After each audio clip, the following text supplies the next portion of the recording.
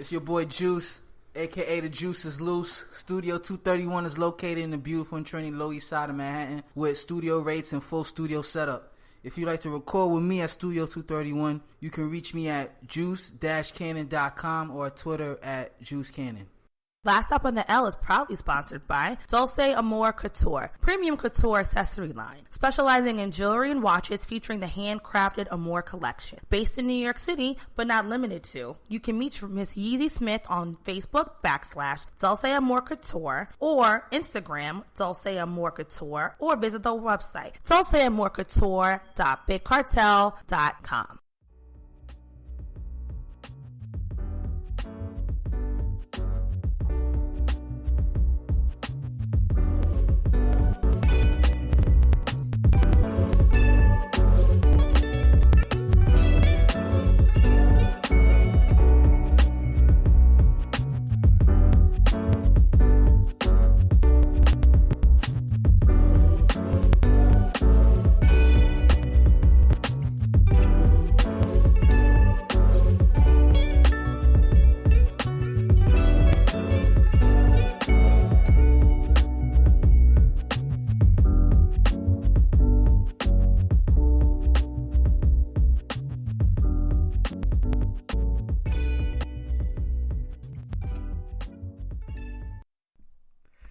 Yo, welcome back to the Last Stop on the L. It's your boy Danny Ocean, DANNYOCION.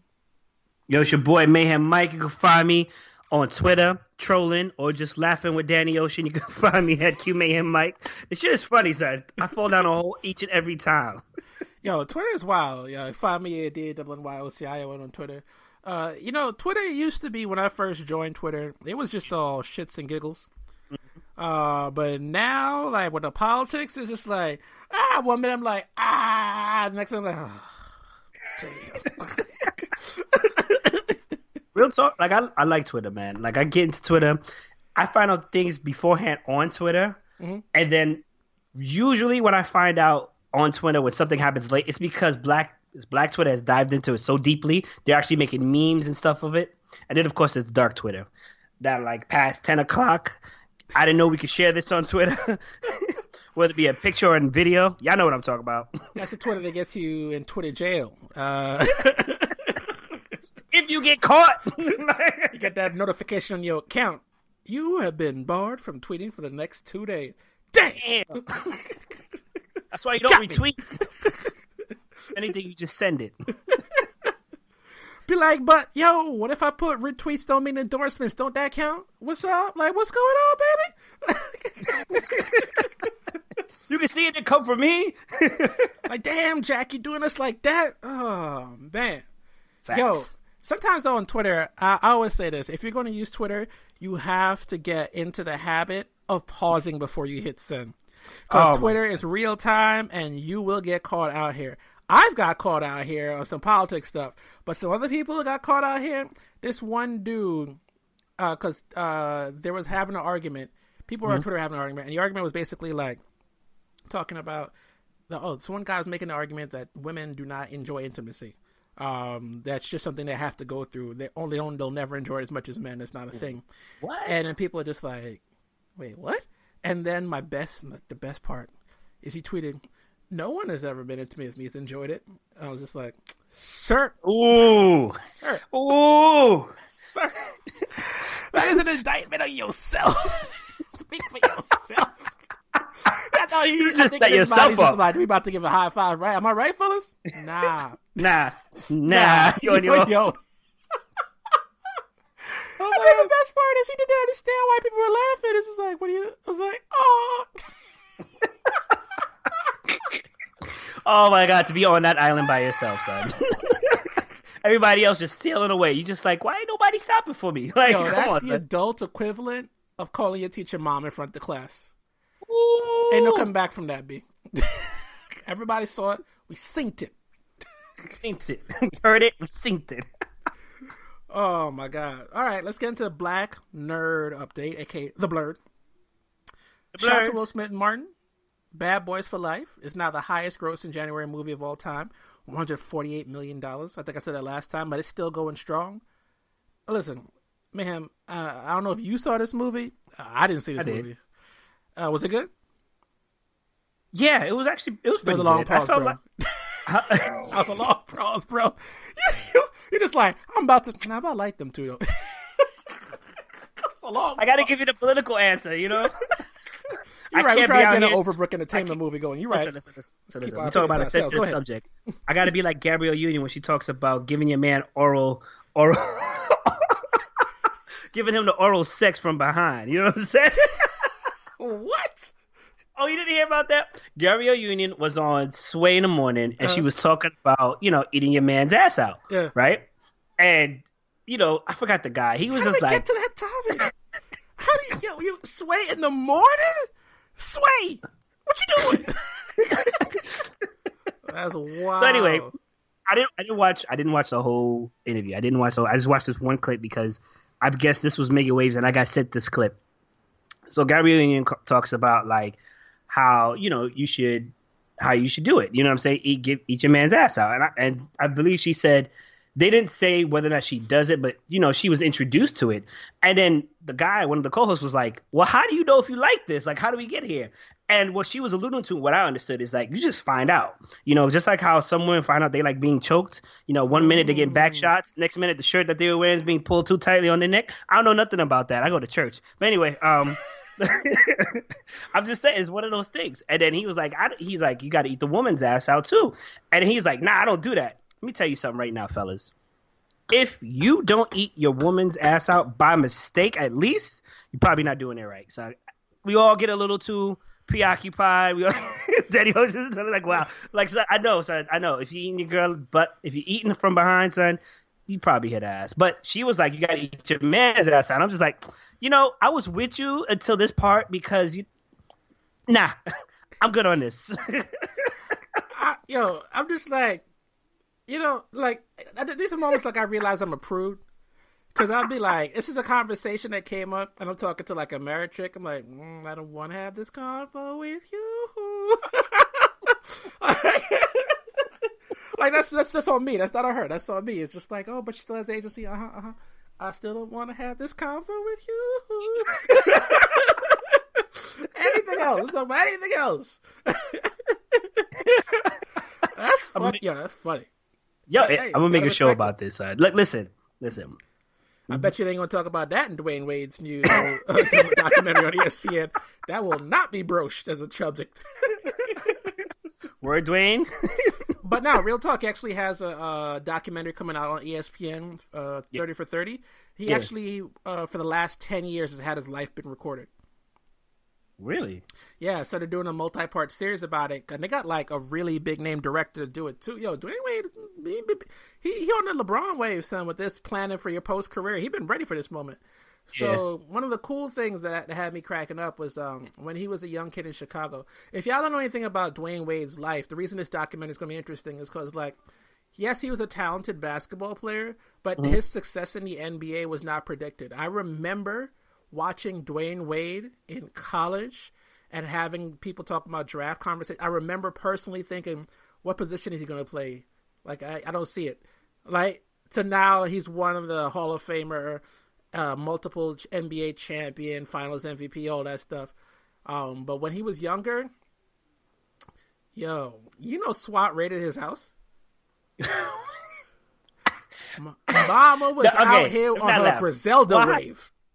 Mom's was on their Griselda wave, son. She had that work on the key Lolo. So my man was watching Saturday morning cartoon, and that door flew off the hinges with the sniper scope. I know he was tight. Like, damn. Oh, man, I'm never going to get to see what happened on Batman now. Find out next time on Dragon Ball. Put it on the ground. But the funny part of Doc is his pops used to tell this story that Dwayne Wade never believed. He said he used to play basketball against Scottie Pippen in a park and he dunked on him. Turns out it was true. Back when Scottie Pippen, that's how you know cats back in the day were crazy. Scottie Pippen, at the height of the Chicago Bulls, used to go play pickup games in the south side of Chicago. Nah, I'm out. I mean, I respect him for it, but nah, I'm out. Dwayne Wade's pops, he admitted, Scottie is a prideful dude, so he didn't say Dwayne Wade's pops. dunked on him. He just didn't deny it. And he said, I remember him. And then Dwayne Wade's pops, though, in the documentary, told a part of the story he never told his kids back in the day. Scotty came back up that court and gave him that work. Oh, you want to dunk? Dunk it dunk? All right.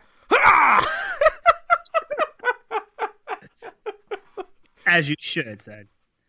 Anybody that knows that plays basketball, if you get dunked on in a game, it's on site. It's either on site after the game or on site in the game, son. Listen, I still think about that matchmaker because I was just like, in my mind, I went to my car to the trunk. I was like, all right, you want to talk to me like this? Outside of this interview, you think I'm a punk? She was talking wild crazy. Oh my god! Oh, but we got off topic. Anyway, Bad Boys for Life, yada yada. What you were gonna say about the review? Bad Boys 1 and 3, I think, are the same. So like 1 was really dope, really really dope because of the shock value, right? And I like Bad Boys 2. I think actually Bad Boys 2 is better because it builds upon the characters and funny whatnot. Bad Boys 3 is just a send off. There's a possibility for another team to pick up Bad Boys. I don't know if that's gonna happen. I don't know if they're going to come back on it, but it was a nice send-off. It wasn't, it kind of dragged. So it's just like, for me, it's like a 7 out of 10, maybe 8 if I'm pushing it, really. But it was dope. It was dope. It's worth your time. If you're going to go see it, go see it. Definitely. Go support it. All right. Birds of Prey drop. That was like the big release. Trash. All right. Trash. Don't go see it. Let me tell you something.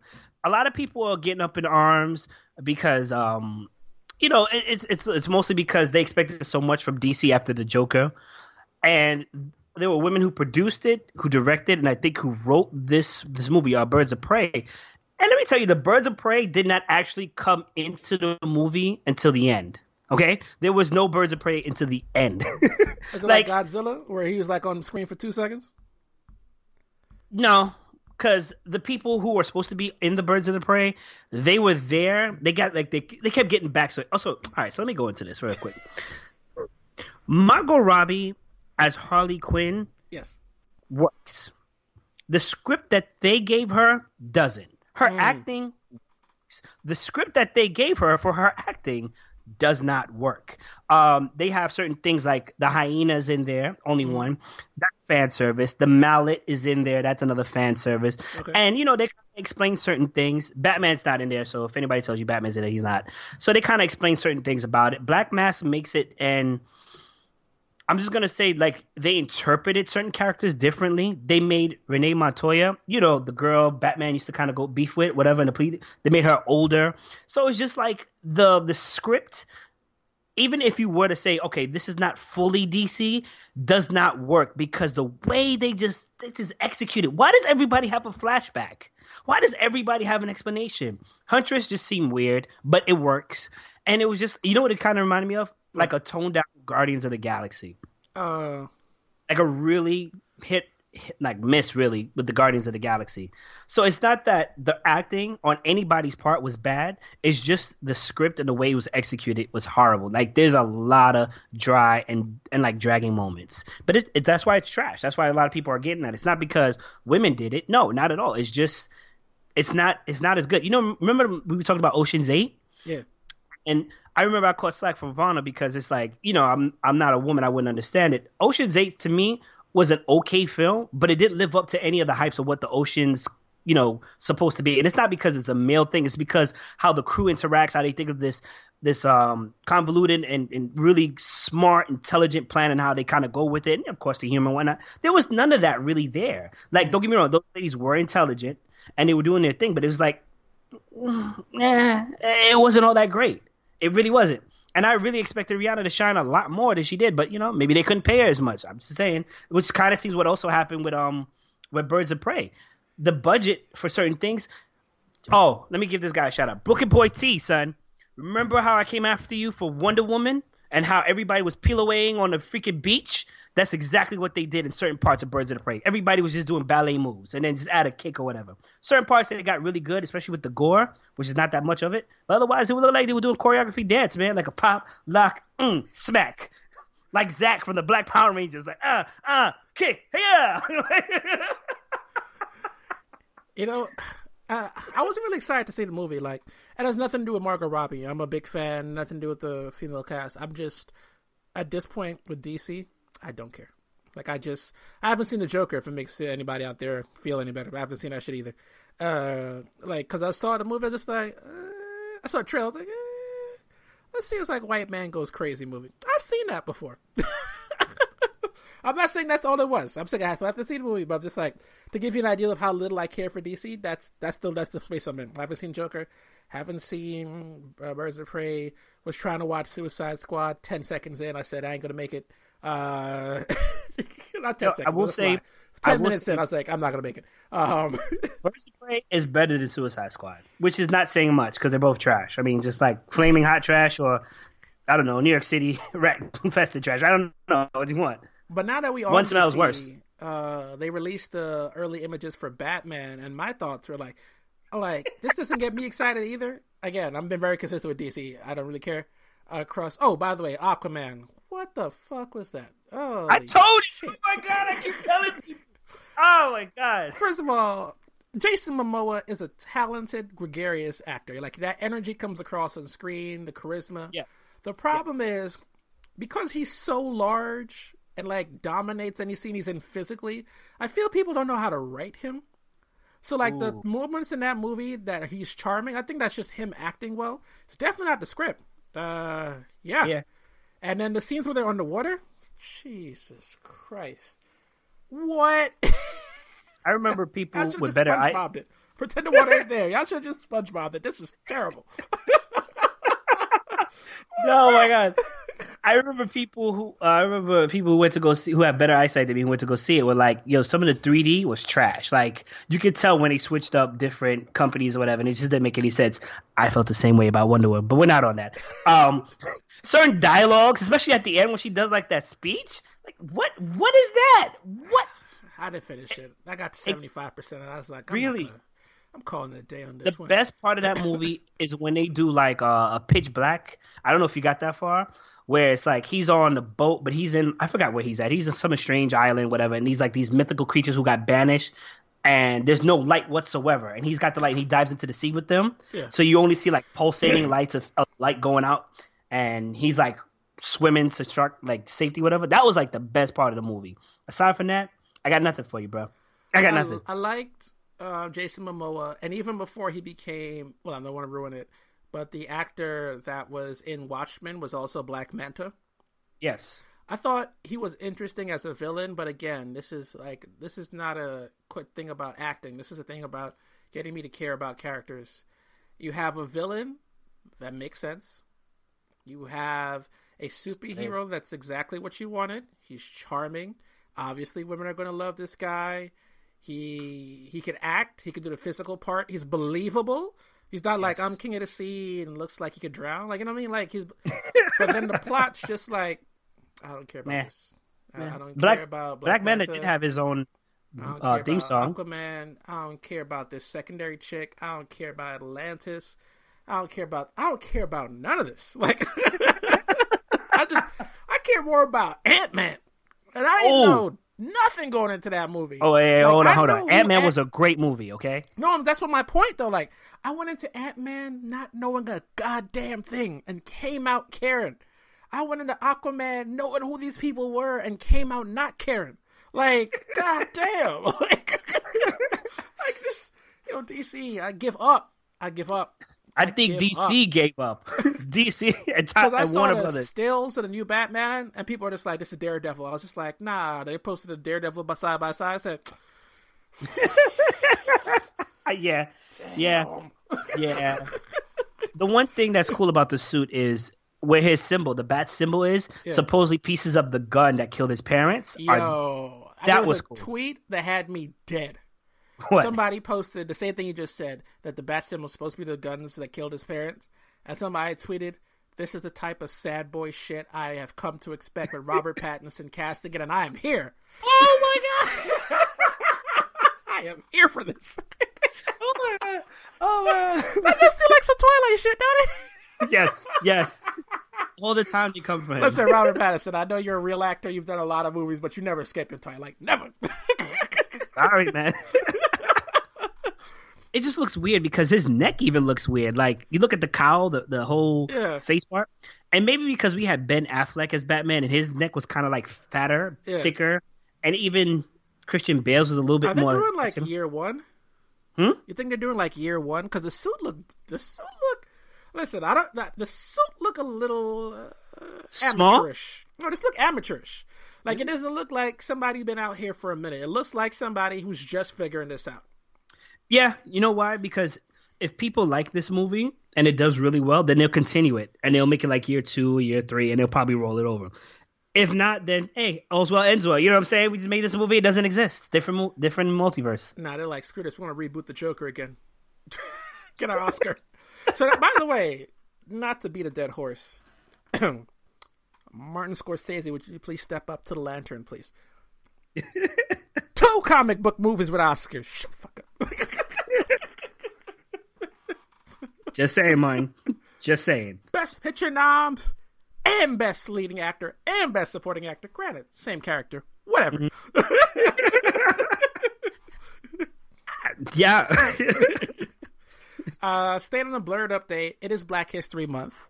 Netflix posted a list of a bunch of stuff they put out for Black History Month, and I actually watched 2 of the 5 things they posted. The first one is Who Killed Malcolm X. I've been telling everybody and their mama to watch this damn thing. Man could attest to this. I sent text messages. So basically, not to spoil anything, Who Killed Malcolm X is a documentary about a guy who was obsessed with the death of Malcolm X. Yes. And, anybody that went to school knew he got shot in the ballroom. If you see in the movie with Spike Lee, that scene is pretty shot for shot accurate. Got shot in the ballroom, 3 people, 1 got caught, the other 2 eventually got caught. Or so you think. Right. And then you learn the true story of what happened and all the things that led up to it, and it's just like you just spend it's 6 episodes, about an hour each. Every episode I just felt like I was watching Watchmen, where I just felt like, what? How? Yep. Who? What? Like the only thing different from watching Watchmen and watching this series, because like you, somebody hit me up and was like, "Are you watching this?" And I was at work. Is that I got upset. I kept getting upset more and more and more because it's just like, well, how do we miss this? And what do you mean these 2 are in prison? And it's just like, like I know you're not trying to give anything away, so I'm trying to pull online as well. But it's hard not to get deeply invested. But go ahead, you said the second thing. Nah, and then to watch this is also to understand that sometimes you don't understand history. Because you have to give context for history. And one of the things that somebody said recently that I thought a lot about is that how conservatives are using Martin Luther King quotes. Yep. When they would have hated him if he was alive. And sometimes when we meet these people who've been lionized for so long, we forget that when they were alive, everyone didn't agree to love them. Right. This isn't a Beyonce moment. Everyone loves Beyonce. I don't think I'm trying to be facetious, but I saw a video today where a dude in Russia told a Russian girl who's barely speaking English, I don't really care for Beyonce. The Russian girl literally looked at him in broken English and went, "What? Why?" Everybody loves Beyonce. That is not the same for most historical figures. And watching this Malcolm X thing, really put that in focus, not so much on the people you expect to hate him, but the people you didn't. And that was what I was just like, damn, there was that? Wow. So that caught me off guard. So before we go into because I want to go into how our idols aren't as great as we think they are. Oh, because he made mistakes? Yo, this doc pointed out his mistakes. Not even. We can let him live. But you'll find out in the documentary, right? But to add on for Black History Month, Google released that commercial, and we didn't talk about it last time. Yeah. The commercial which talked about Black excellence. If you haven't seen it, go look it up. It starts off with Beyonce.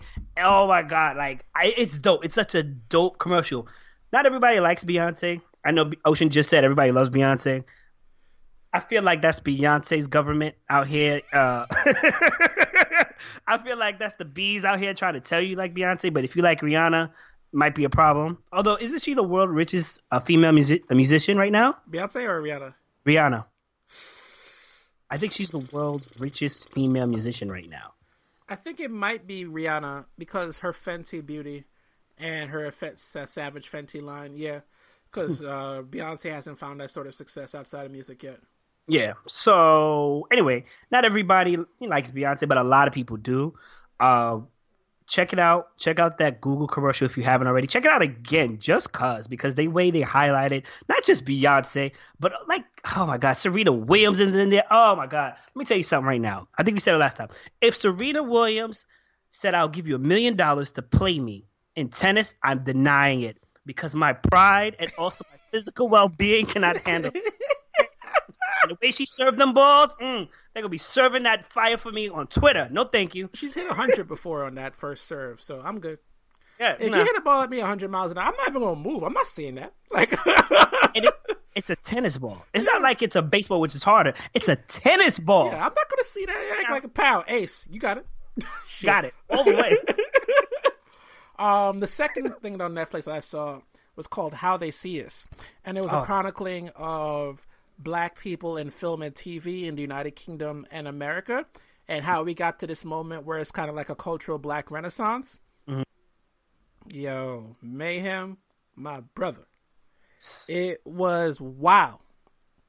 For example, did you know that if you were somehow one of the 2 Black people they let be in movies, you couldn't touch a white woman? What?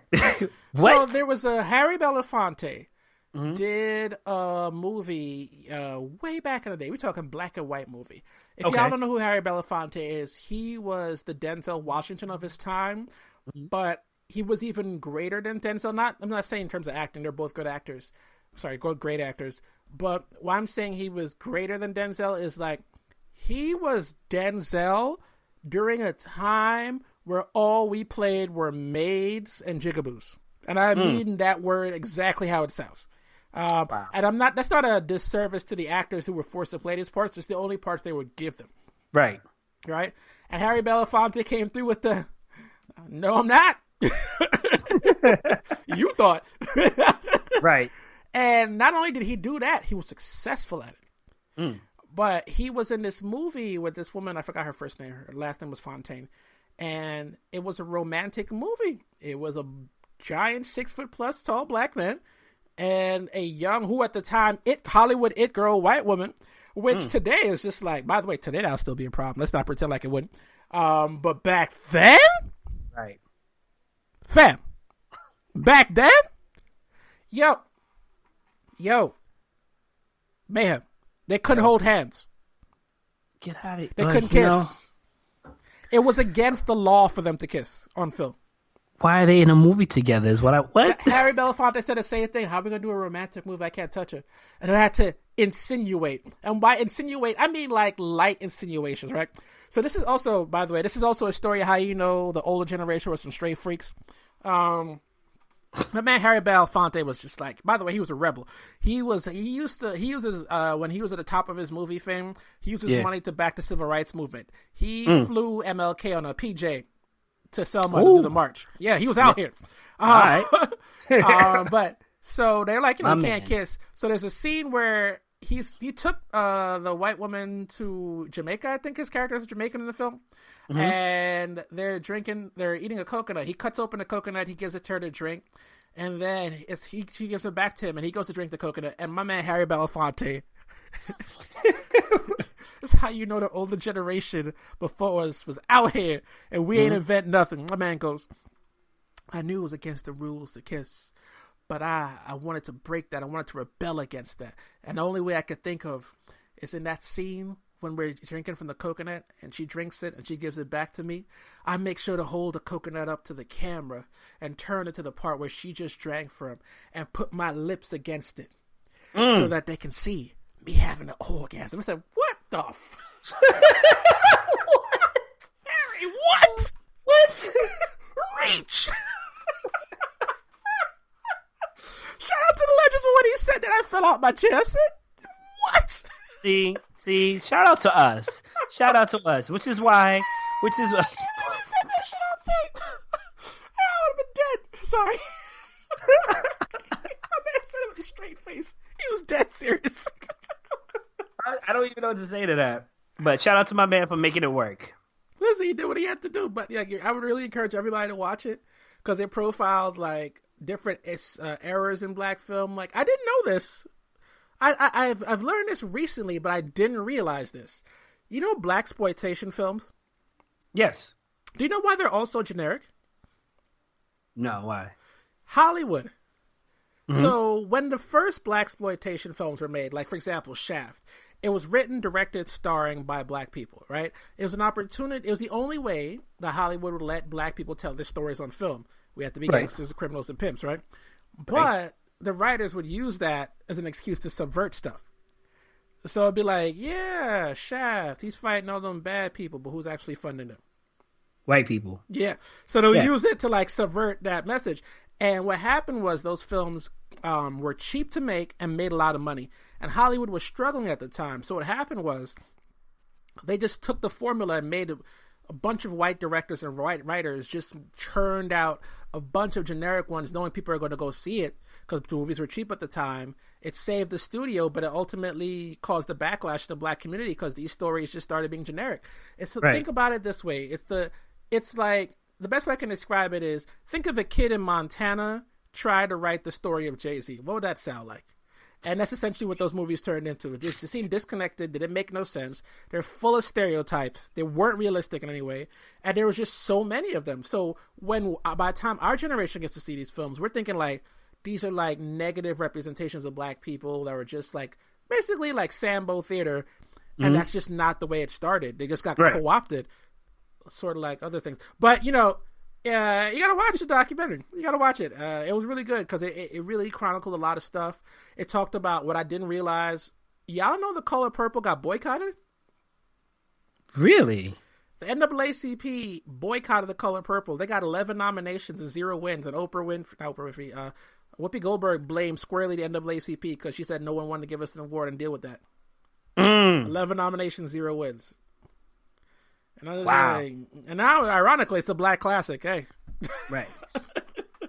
You gotta support us, man. You gotta love us. I really want to go back and just say, check out that Google commercial. It's called the most searched, a celebration of Black History Month.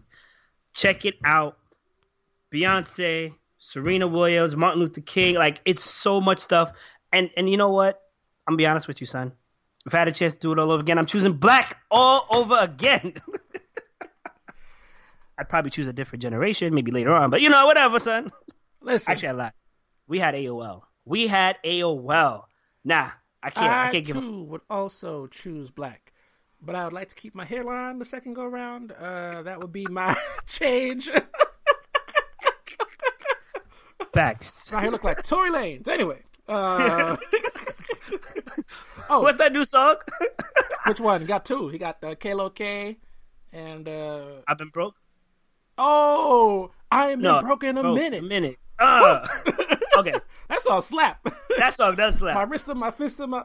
You see the video? Yeah. I'm feeling that energy. That energy. My son was having the best time in life. Somebody said it, because I love to watch reaction videos to certain... to like, I always like to watch reaction videos as a great way to gauge how people outside of your circle are reacting to a song. Yeah. And you know what people consistently said in the reaction videos that Tory Lanez broke in a minute? What happened? Tory out here sounding mad confident. He got a new hairline. He moving different. I was like, damn, y'all. More than one person said that. I was like, y'all bastards. Y'all ain't. Shout out to Tory Lanez, though. He was killing that. I mean, he did his thing. It's better than Safari. He was out here. It was Brownsville on top of that billboard trying to promote his album. You don't remember? Yeah. They were calling him out. That's by the chicken spot. I know where that's at. Listen, the fact that Safari makes music, I don't know why. Just like audition for roles. What is he famous for again? We'll talk. What is he really famous for? Like for being on a show? That's it? Oh shit! I'm like, I legit. You fucking up. He used to date Nicki. He said he used to ghostwrite for Nicki. Oh yeah, that's right. And now here we are. Anywho, could have been petty. One last thing about Black History Month. I found out some knowledge bombs a few days ago. Happened. So Charles Darwin was the guy that discovered a theory of evolution, right? Right. Not discovered, created a theory of evolution. What I did not know was Charles Darwin's obviously a dude from the UK. He wasn't born and raised in South America. So how could he go out there prepared to study, observe, and, theorize? Right. It was a Guyanese brother that put him on game. Oh. It was a guy. Damn it! I forgot his name right now. I'm gonna search for it right quick. But it was an GT on the map. Afro-Guyanese guy who was born a slave in Demerara, which is a region in Guyana.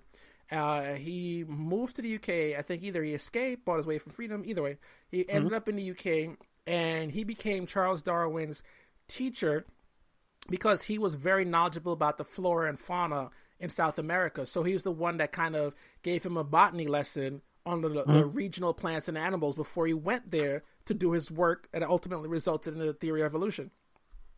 Really? Yeah. Shoot, that's dope. Yeah, I was just like, what? Is he listed, or is it something that just found out? We just his name is John Edmonston. It's not a secret. It's just not something that's well known. It's one of those things about history where it's like no one kept it a secret. It's just not well known.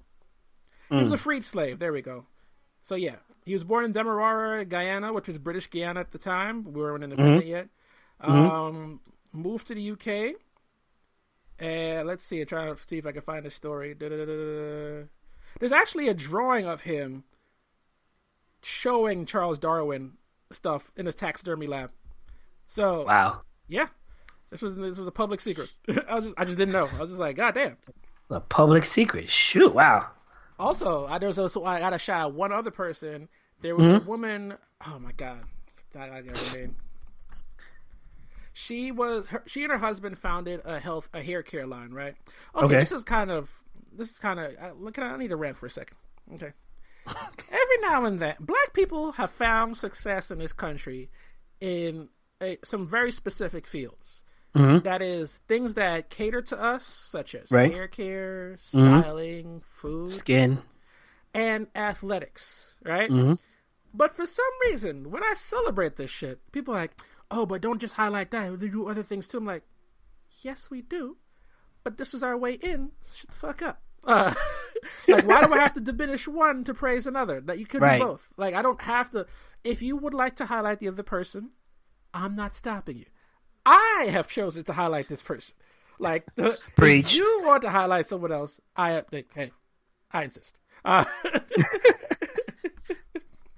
Nah, that's legit, man. All the time. Like, not for nothing. When it comes to like telling us like, oh, you can only be basketball stars or drug dealers or any type of athletics. Like let us have our role models in the meantime. Although some of our role models ain't shit, but we gonna talk about that later. Yeah, her name was Joan Johnson. Okay, why is Joan Johnson important? Here's why I'm giving Joan Johnson a shout out. In 1971, she became the first black-owned company ever listed on the New York Stock Exchange. Wow, 1971. Yeah, think about that date, fam. Wow. That wasn't that long ago. Right, that's what I'm saying. Like, our parents were alive. I was 15 years out before I made it to the egg, you know what I'm saying? Like, son, shit. So many people are like, yo, we need to let go of the past. Excuse me? Also, I have to shout her out, not only because she was the first woman her and her husband were the first black-owned company to be listed on the stock exchange. She was important for two other reasons. What? Reason number one, without her, we wouldn't have had Soul Train. When Soul Train first started, it was a local show in Chicago, and it needed and it was trying to get national syndication, but wouldn't get sponsorship. Who was the first and major sponsor? Joan. Yep. Joan and her husband were the first major sponsor for Soul Train, and were the primary sponsor for the majority of its run. Second thing, she spent her retired years counting that cash. And she served on the board of trustees for Spelman College, the historically black HBCU, all women's college in Atlanta. So listen, this lady lived her life. She told you to get your hair right, get your moves right, and get your life right. R.I.P. Joan. She passed away not too long ago, but just became aware of her legacy recently, and shout out to her. She even created an endowment to help women like herself get into business at Spelman. So, one of them black pioneers that, got her success doing black things. I know people don't want to take pride in that for some reason. She made black hair care products. She sponsored black TV and paid money to black colleges. Sorry. Not sorry. Facts. Shit, that's the tired people. Why you gotta shut up? Anyway. We should probably add a commercial about curl. Get your curl right. Oh man, yo man, what you want to jump into next? We got a lot of stuff to talk about. Geez. You know what? Since we're on such a good thing, I just want to say, Valentine's 2020, fellas, know your worth. If a stripper can fall 25 feet, if she can fall 25 feet from the pole, and honestly, we're still trying to decide whether or not she felt on beat, but she continued on beat, all right? And she still got the bag to fix her jaw, all right? Don't let your lady tell you her mouth is tired. Don't let her tell you tired. Know your worth, King. Know your worth. Consensually. Thank you. Consensually, yes. Oh my son, I hate you. Yo, Son, come on, son. Shout out to all the couples that that did their thing on Valentine's Day. I have one complaint though. Can we agree that as coworkers we don't need to tell this to each other? Can I go through the day and not get that as my greeting? That's just weird, dog. Like, Happy Valentine's Day, Danny. No. I told you what to say. Happy regular next date, Bob. Like, what's going on, son? Happy Friday, Bob. Relax. That shit was mad awkward. Got that in the private chat. Happy Valentine's Day. No. How about you don't and just give me the link that you're going to send for work? Thanks. Appreciate you. You don't even speak outside like that enough for you to know. You know what I'm saying? To say that. Fair. Because then you would know not to say it. This is our first direct convo. Why? Okay. Why today? You know what? I'm going to make a rule. If I, as a man, can't ask a woman whether or not she's fat or pregnant, I shouldn't get Happy Valentine's Day off the rip, especially if you don't know me. Tell me I'm lying. Tell me I'm lying. Listen, agreed. I will say this, though. I was cracking up online, right? Because, you know, like, for fellas out there who have whole-ass families, they were obviously buying not only their wives of Valentine's, but also their daughters. And I was just like, wow. So you bought your wife and your daughter Valentine's. Can't tell your son you love him too? Damn! Like, he wants some chocolate. Like, it don't have to be a heart. Just give him some chocolate. Like, I see you. You're doing your thing. Here's the chocolate. Hyper masculinity, bro. And like I said before, you see, that's the teaching. Valentine's Day is not for men. I've been saying this, okay? It starts from young till now. So I we don't get gifts. Saw couples in which the father posted his daughters, his wife, said, Happy Valentine's Day, my queens, I love you. Same family, wife posts, daughters, son, and husband. I'm like, damn! Pops is like, I don't love you like that. Get your weight up and get out. Not for us. This day is not for us. The most we get, like, that's trash. The most we get is a tag and some. You know what I'm saying? Some dim sum. You know what I'm saying? Get the chocolate, and we might get some chocolate. You know what I'm saying? Yo, speaking of dim sum, remember when Drake had that line, shout out to Asian girls, let the lights dim sum? I was like, bro. Oh, my God. Bro. Every rapper has those bars just like, come on, fam. You didn't need to do that. You didn't need to see it. So many chains on me, I'm like Channing Tatum. Oh, my God. Oh, my God. How many times is Lil Wayne going to rap about a toilet bowl? How many times? Anyway. Okay. I'm not going to wish y'all happy Valentine's, as I've already established. Like, listen, if we ain't family, I don't really know you like that. I forgot. Anyway. I would say this. If at the time you hear this and Valentine's Day has passed, and that man did you right, ladies, give him back his gray sweatpants. That's all I'm saying. And his hoodie. It's cold out here. Yo. Oh, my God. I gotta go to a less delightful topic. Coronavirus is out here. The last time I checked, there was like 63,000 infected, 4,000 dead. And you know what's wild about this, right? Yeah. Like, you know the you play Resident Evil. Remember Umbrella Corporation's logo? Yes. You know it's the same logo for the city of Wuhan? They pointed that out as soon as Twitter for the info. Thank you, Twitter. Fam, there was some Chinese video gamer that the minute that logo came out, he said, "Oh hell no." I played this game. You ain't catching me out here. Where's the herbs? Nothing. I'm out. Where's the green herb? I need one. Yo, it's not a funny topic, but it's like, to me, what this shows is just like how crazy things can go left in life, right? Because Chinese New Year, which is in February, is the largest travel day on Earth. Let me rephrase that. Let me repeat that. Sorry, the largest travel day on Earth. China has 2 billion people or something like that. On Chinese New Year, 500 million are traveling. Fam, when Corona hit, they shut it all down. Yep. Son, when I saw them streets, because you know the festival's supposed to be out here, we supposed to be getting, listen, oh my God, if I was Chinese in China, I'd be so tight. I waited all year for this food, man. You know they got the special food for the occasion. You know, yeah. You know people be giving you money too. Like if you're in college, you're like, yo, here's a red envelope. Oh, hell no. Somebody actually better be sick. Then the news come on. Oh, okay, I take that back. Somebody actually, could this be a lie? I wish this is a lie. Let's go back to the lie. This guy's scary. I don't know what's happening with the virus. I really hope they can contain it because it sounds scary. RIP. There was a doctor that exposed this early on and he got punished for it. Doing the right thing sometimes in the world is a weird reward, boy. Yes, it is. You save how many people's lives by telling the truth? Hey, I'm a doctor. This virus has similar symptoms to SARS, except it's a lot more deadly and it's not easily transmitted through, and it's not easily detectable early on. Here's my evidence. And for that, you get locked up.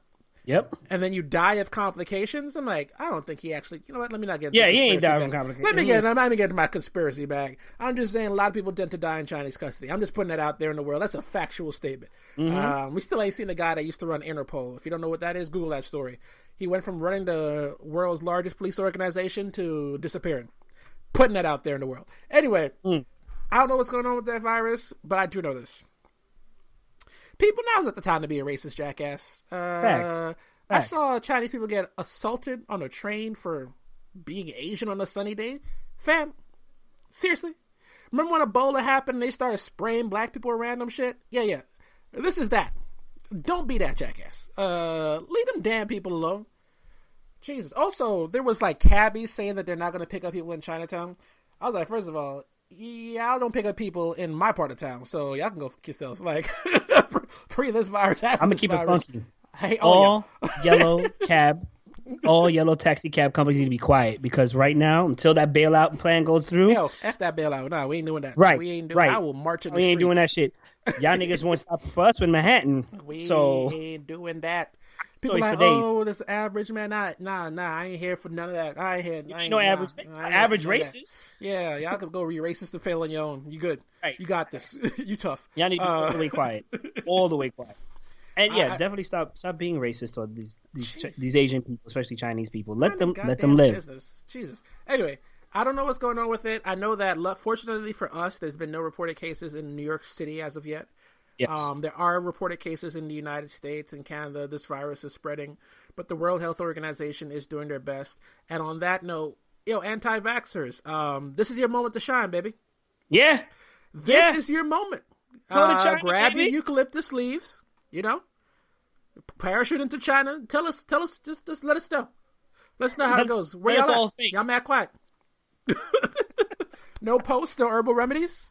Huh? They've been really quiet. I know they silencioed right now. Like it's almost as if they don't believe it in this moment. It's weird. Sad. Rad quiet, sad. Oh my god! I got hit in my DM about that. I didn't tell you. No. So like some anti-vaxxer, some anti-vaxxer who deleted me or blocked me, right? Love it. Because I commented on a post, right? And I was actually sharing some facts because somebody told me that the flu vaccine isn't as effective, right? Mm-hmm. And I did some research, and I even got it pulled here, right, from the University of Oxford. To this year alone, children ages 2 to 17 for effectiveness was under 50%, right? Yeah. And in all ages was like under that, which is like 42%, right? Yeah. And, I made a joke. I was like, generally black people don't get the flu shot because most of us go throughout our life without getting the flu. And if we do get it, the one time that we do get it, generally, not everybody, it's from taking the flu shot. That's it. And I can attest to that. I've gotten sick before. But I said at the same time, vaccines are much needed in this instance to contain viruses and all these diseases. So he was like, so why do you take the flu shot? And I'm like, bro, I just told you why. Like, I don't get it otherwise. And he was like, a bunch of other things I'm not going to say here. But then he's like, watch, you guys see when you guys are getting programmed through these things and your babies get sterile and all this other stuff. What? Apparently Facebook stepped in, the messenger, and like we got like a community discipline thing, whatever. Yeah. And he went bye-bye. He went bye-bye. But I still think he blocked me once they reactivated everything. Whatever the case is, man. I really hope, like Ocean said, they do contain this virus. Stop being racist toward Asian people, of course.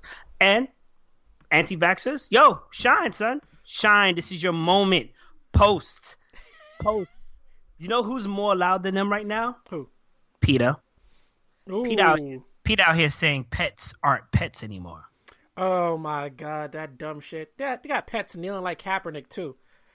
If y'all niggas don't listen, let me take a moment. Y'all quit with this white nonsense. I'm gonna call it what it is, okay? People like, oh, that's racist. No. Listen, this is privileged white people speak. Because years ago, PETA did a campaign where they compared chickens in a coop to the Holocaust. Sir, if you think police brutality and the Holocaust are the same as me eating a KFC bucket, your disconnect from reality is something I can't cure. Bruh. Okay? But I will say this. If y'all keep talking that crazy, somebody's going to not have a cordial conversation with you when you say something that dumb to them in their face. I'm just putting that out there. I'm not saying I'm doing it. I'm not saying I'm encouraging that at all. I'm just saying not everybody reacts the way you think they're going to react to some shit. Especially when it's stupid. Like, I'm surprised Little Kim ain't put hands on somebody when they ruined her fry when she stepped out of, was it Hot 97 or whatever? Nah, she was on video. Come on now. You're right. She's a convicted felon. She can't be like, You're right. She can't be like, look. You just don't know. The actual statement was, when you refer to animals not as the living beings that they are, but as an inanimate object. That's interesting because I never knew pets were inanimate objects. It can reflect pets, but whatever. It can reflect our treatment on these animals. I'm going to quote this one guy from Twitter. When Benny, my dog, starts paying these bills, I'll call him whatever the hell he wants. I'm just going to put this out here. I don't know if y'all know this, but PETA kills animals. No, seriously. PETA doesn't, for many, I don't know if it's still true, but I know for many years it was true, that PETA ran kill shelters. What does that mean? If your little Fido didn't get adopted, that was the end of little Fido. I'm out. For an organization that claims to love animals so much to give us this dumb shit, why the hell were you running kill shelters? As opposed to the no-kill shelters, like, even if we don't find them a home, we'll figure it out. Just putting that out there. Just putting that out there. Anyway, crazy bastards. Yeah. The people that's got to be running this got to be super white because they ain't get touched yet. Ain't nobody go after them, nothing. Yo, also, why can't y'all just eat your vegetables and leave us alone? Like, why? Vegetables, plants are animals too. Like, they why reproduce. Can't y'all just eat your vegetables and leave us alone. Like, damn. I came across my old clip of the vegan oxtail. I was just like, oh, this still offends me. Just eat your vegetables and leave me alone. God, like, why can't you just do that? All right, let's get into some beef talk. So 50's on a promo run, and it's been leading to some interesting conversation because, you know, it's Curtis 50 Cent Jackson, a.k.a. I'm with the smoke. A.k.a. Mr. Tro's a lot. A.k.a. Chimney's always on. So Floyd Mayweather. Hey, don't get on the phone with me. I'll record it. Oh my God, young buck. Ugh. I remember laughing at that, then feeling so bad I laughed at that. Like, you're better than this, Danny. I mean, I wasn't, but damn. But we saw this coming. You know how we saw this coming? What? Officer Ricky. You're right. And he's still beefing with French too. Why? I don't know. I don't know. But he said he didn't punch him in the face. He did clarify that. He didn't punch him in the face. Okay. He wanted to punch him in the face, but he didn't punch him in the face. And I'm just like... Also, like, that was a weird video when French had the hood on and was showing his... Why? What? Anyway. You know what? One of the worst things that ever happened in gangster rap is the internet. I swear to God. Like... It took a night. There's no more diss records. Now it's diss tweets. Whack. So he was talking about Floyd Mayweather, and he dropped some knowledge out here that if true, I was just like, that's the dumbest thing I've ever heard in my life. So Floyd basically said Floyd did an interview with Drink Champs, and he said that he didn't understand why him and 50 fell out in the first place. He basically implied that he woke up one day and he was just saying crazy shit about me on the internet. 50 Cent pushed back and basically implied it was over business, which, you know, anything about 50 Cent, when it came to his money, he don't play that game. So I was like, all right, that makes more sense. But what he said Floyd wasn't good with paperwork, and when he was locked up, he actually helped him incorporate the money team. So if he wanted to, he could send a cease and desist to him for using the money team logo. Floyd's under the impression that because he didn't sign the paperwork on the incorporation, it's not valid. That's not how these things work, Floyd. I'm just like, it's like cash. It's whoever got the paperwork. What's wrong? Thanks. Oh, God. If that's true, Mayhem. This man made $100 million and don't know the corporation shit. I don't got $10 in my pocket right now, and I know that. God damn. Son. Yo. That's wild, son. Like, and he also implied that he's broke. Because he talked about Floyd's... By the way, Floyd did go broke before 2009. But, you know, he made a lot of money in his career. 50 said that he spends in between fights and he just gets the money from the fight and just spends again. I'm like, I'm going to say, like, I'm not going to believe it until I see it. But if it's true, fam. Son, the last fight he had $100 million. Are you serious? That is some blank shit. If you black, you already know what I'm saying, but I'm trying not to advocate that word anymore when it comes to these situations, if at all. Son. Yo, why all our greats... Why don't they know how to use the money management, bro? Okay. Fine. Maybe you grew up and maybe you got famous and you weren't taught, but with the internet and other people who have failed before you numerous times, why doesn't a light bulb go, pride? Hey, maybe I'm spending too much on these strippers, hookers, escorts, drugs. Speaking of which, did you read... Okay, so there's a online magazine called The Players Tribune, and it does profiles on different athletes, and there was one on this guy named Eddie Curry. Have you heard about it? No. Eddie Curry. So Eddie Curry was once like touted as like the next Shaq. He was huge. He was young. He was dominant. He had a very on the interior, it was hard to slow him down, but he screwed up the bag, screwed up his career, everything. Okay. So he's kind of become the butt of jokes. But then he told the story of like his life. I'm gonna say this because we're talking about money, fam. When you got trash people around you, and you don't take time to weed them out, dog, the consequences is far beyond what you can imagine.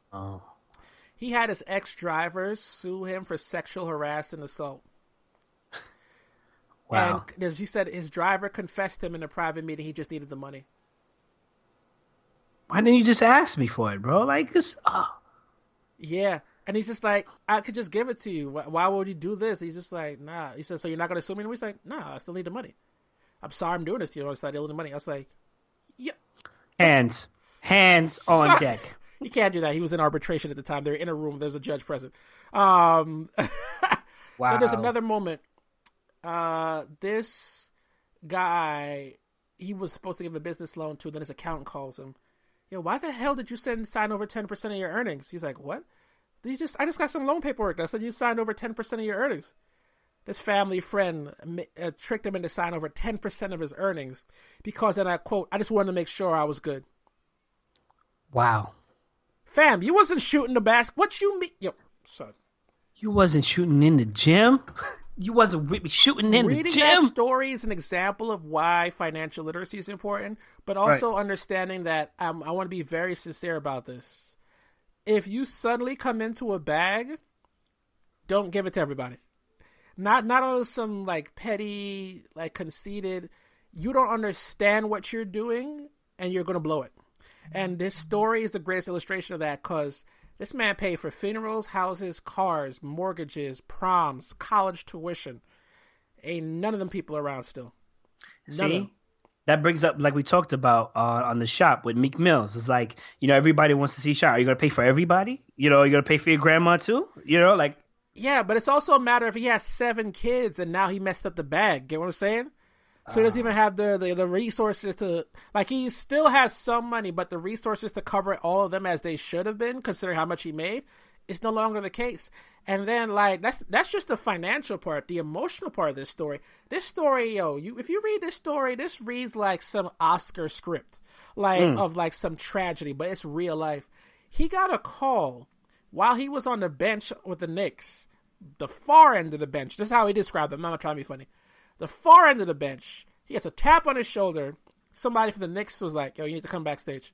Not backstage, you need to come into the locker room. And he's like, what? The game going on. I was like, no, you need to come right now. Comes into the room. One of the people on the Knicks who was like he was cool with is in tears. And he's just like...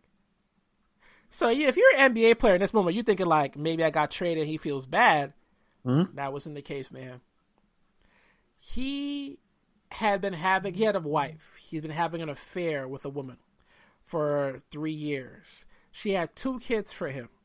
She had started dating this guy that said he was a lawyer. The guy apparently started dating his baby mom's, his side chick, essentially, because he wanted to get access to the money she was getting from him. Right. And then she told Eddie that, yo, this dude's dangerous. Eddie said that when they had the baby shower and she started seeing him, homie brought a gun to the baby shower just because Eddie was going to be there. He shot Eddie Curry's baby mother and his infant daughter in front of his 3-year-old son. That was the news he got that day on the bench. And he didn't even have, and he said that was the moment I knew my life was in trouble, because he didn't even have the money to get back to Chicago to go to the funeral. Wow. And I was just like, son, when it comes to this, forget the finance for this life thing. Yeah. Keep trash people out your life, B. And if you can't figure them out because you don't know what the measuring stick is, just a very simple scenario. Now that Eddie Curry is without the money, who's there with you when it's not the thing that keeps them around? Facts. Wow. Whatever that thing is. Maybe you're connected. Maybe you have the plug for a job. Maybe you have the plug for a social scene. If that goes away, who's still around? That's your friend. That's crazy. Son, just reading this, like, you understand how NBA players blow the bag. Like, it's funny to laugh at them in retrospect, but like, yo, if I got like the type of money he got at 18 with my family, shit. Shit. You know what I mean? Yeah, no, because like, shoot, I think about it now. We joke around, be like, yo, if one of us gets the bags, it's a weekend. Yeah. Don't say nothing. Just, yo, come outside. You know what it is. Bring nothing. Yeah, but that's us at 30 with life experience, Right, I know. And what I wanted to say was, we've known each other for a long time. Yeah. You and I have been through some stuff. We know how to kind of like deal with this stuff. Not saying we're ready for everything, but we're ready. We ready.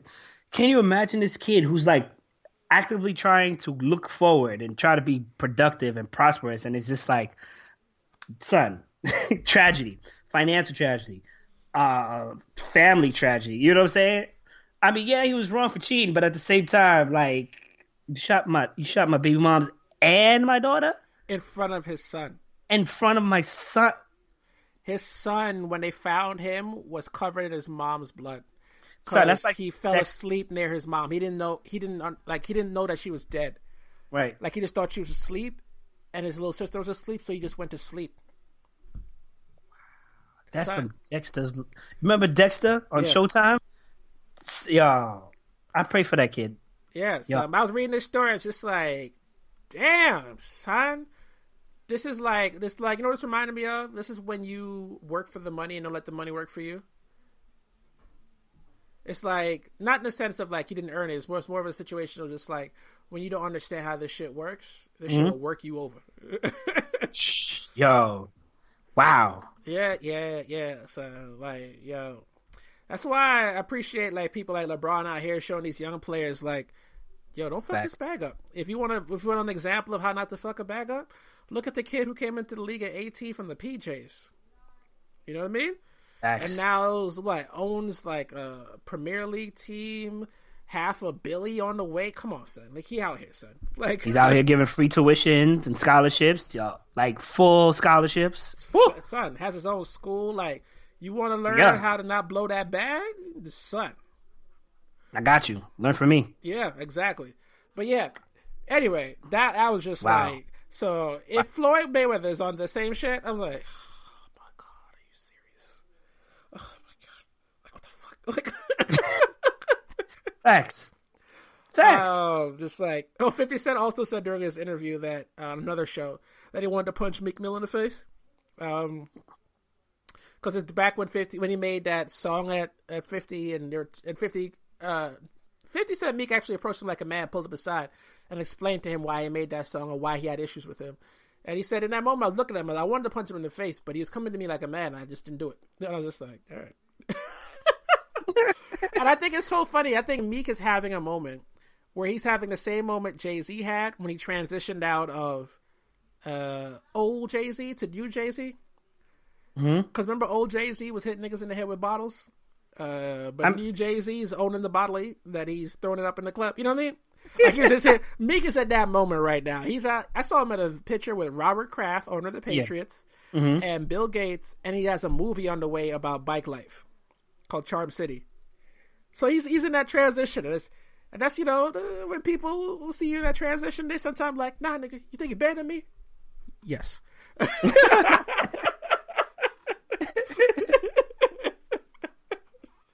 So, like, shout out to him, but, like, yeah, that 50 interview is just like, it's just a reminder of just like, remember when 50 used to do this all on music? I miss that. I miss when these would be like subtle jabs in a record. Subtle? Subtle? Who are you talking about? Subtle? Okay. You said that you respect me. Now sit down the nicest. Admit it, nigga. I'm a midlife crisis. Oh, man. I see you have Issa Rae on here. Yo, yeah. Issa Rae been everywhere, yo. I gotta see her new movie with Lakeith. The Photograph. Photograph? Yeah. Yeah, they were saying, like, it's a really dope black romance movie. And The Root had an article where they said that, because everyone apparently says Love Jones is, like, the iconic black romance movie. I can't stand that movie. I hate that movie so much. Really? Oh my God! Because it did its slam poetry. No. If I'm not mistaken, it's called A Blues for Nina. That's like one of the most listened to songs on the soundtrack, bro. Like, come on. I will take your like a grave. Come on. For it. Okay. The writer on The Root was like, he doesn't think that Love Jones is the iconic black movie. He says he understands some people view that, but for him, that movie is Brown Sugar with Taye Diggs and Sanaa Lathan. And I'm just like, it's Love and Basketball, baby. Son. That's the movie. All right. First of all, we keep talking about Love and Basketball and how trash a certain basketball player was. Okay, he had to play for love, and he beat her. And then he was like, you know what? I guess we could be together. First of all, I respect him because I don't care who you are getting that work. Oh my God. Look, I thought it was a great movie until certain people put me on. And then I realized my mistake. You're not going to come for Love Jones, son. Love Jones. Yo, I'm looking at this track. Listen. A Brother to the Night. A Blues for Nina. You had Happiness, The Sweetest Things, Refugee Camp, All Stars featuring Lauryn Hill, Sweetest Thing I Ever. I got a Love Jones for you, something. Talk about soundtrack. I talk about the movie. The movie was dope too. Did not care for it. Maybe I need to rewatch it, but chances are I probably won't make it. Because I was watching it when I was a whole ass adult. I was like, oh, I've heard good things about it. I cannot wait to meet your wife. I cannot wait to meet your wife. She's gonna be the coolest shit or a psychopath, all right? I'm gonna have 911 on speed dial. Okay? Probably a little bit of both. A little bit of both. Wow. Oh my god! Shout out to Issa though. I haven't seen the movie yet. I'll probably see it at some point. I like both of them. I tend to like rom-coms more than like serious dramas. Because sometimes the writing in those like romantic dramas, be like, oh, God. Have you seen it? Photograph? No. Yeah. No. First of all, we just passed side chick and main chick holiday weekend. I'm good. First of all, if I'm gonna be out here, people are like, yo, that's Mayhem Mike. Oh, that's his shorty? Or is that his side chick? Nah, I'm good. I'm good. I don't want any of those problems. Second of all, fair enough. That movie particularly, that's a date movie. So if you go there by yourself, you're one of three people. Okay, first of all, I didn't say go by yourself. I just said if you see it. Going to that by yourself. See that indictment? You see the indictment? Yeah, that's you out here trying to get me got, okay? You walking there by yourself. Respect my agency. Cops. Just walk into that way by yourself. Oh no, he came to ruin our night. Police, help! Police, help! I run a podcast. I'm just here for research. That was the third person. Either you're crazy or lonely. That's what I was gonna say. Oh my god. Yo, could you imagine that? You watching it by yourself, turn son, yo, ain't that romantic? Oh, nigga, why you here? Where's your girl? She left me, man. You know, things weren't working out. But let me tell you why I break. Oh, no. Yo, you ever do that? Somebody just fishing for a conversation, and you step into it, and even though you're not engaging, they having this conversation. Oh, Jesus. All the time. Which is why I have the angry face on, because after a while they get it. Because when you stare at people when you make things awkward and you make it a silence, they get the message. Like when somebody says, "Oh yeah, this is 86th Street, right?" Yeah. Or you just be like, "See, there it is. Works all the time." That's my default when I'm moving through the crowd. So I don't even know what I'm doing it. That's I'll be like, yeah. I mean, I learned it. I learned it from everybody around me. I learned it from you too. You always had that means. I did. Yo, speaking of which, this is All-Star Weekend out in Chicago. Fellas, is she at a girls' trip to Chicago this weekend? She not coming back? Anyway. Let her go. Let her go. She belonged to the streets. Did you see the Celebrity All-Star Game? No. There's a clip online. You know Spice Adams on Instagram? Yes. Creamy Biggums was in the All-Star Game. And there is a clip I have to find and send you of him giving Common that work and then Quentin Richardson disrespecting the legend. Just took his whole moment away, would not let that brother shine for nothing. Did you see it? I saw that. And you know what? You know when you playing a game against your little sis or little brother, and they go to make the best shot of their life, and you can see it in their eyes, like this is it, and you just get that out of here. He even came back up like, yo, what was all that for, son? Like, really? You ain't doing me like that. Yo, shout out to Lil Rel Howery, who was like, he was talking crazy stuff leading up to this game. Multiple interviews. He's like, I was about to get 15 points and 5. He said 15 and 5. They're like 5-1. He said, I don't care. Assists, rebounds, turnovers, block shots, whatever. 15 and 5. You know what he did get? A fall. How my son get the outlet pass and trip on nothing? The worst part is the ball bounced off his head as he fell. Oh, damn. Over me those times. Oh, my God. Oh my god! Don't talk crazy and then follow it up with that, fam. Don't talk. Oh my god! In case y'all not into sports, that's fine. But last night was a dunk contest. It was a dope dunk contest. Aaron Gordon got robbed. You don't even need to be into sports to watch those dunks to be entertained. Tonight's the game is actually happening right now as we're recording. They've actually renamed the All-Star Game MVP in honor of Kobe Bryant, who used to play All-Star games like they were real basketball games. He didn't give a damn. Yeah. Oh, y'all can't play an exhibition game? No, I can't give y'all this work. It's 24/7 work, okay? Figgity facts. Normally in an All-Star game, everybody just having fun. Yo, in an All-Star game, they are straight up not defense. Who? I don't know that person. Not Kobe. Lickety behind. Blocks, steals. Stay up. I'm like, all right, damn, Cole. Like I just came out here to just show off my girl and the other girls.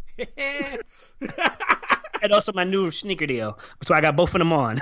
Facts. Your girl got the box seats. The side chick got the court side. What's up? That actually makes a lot more sense.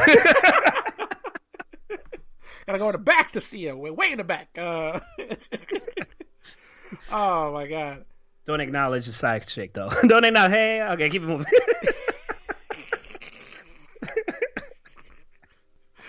Listen, the main chick ain't gonna be looking at her phone all the time, okay?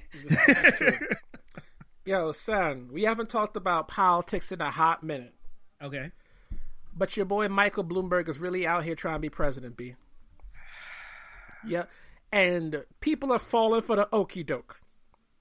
You got black folks like, he ain't that bad. Excuse me?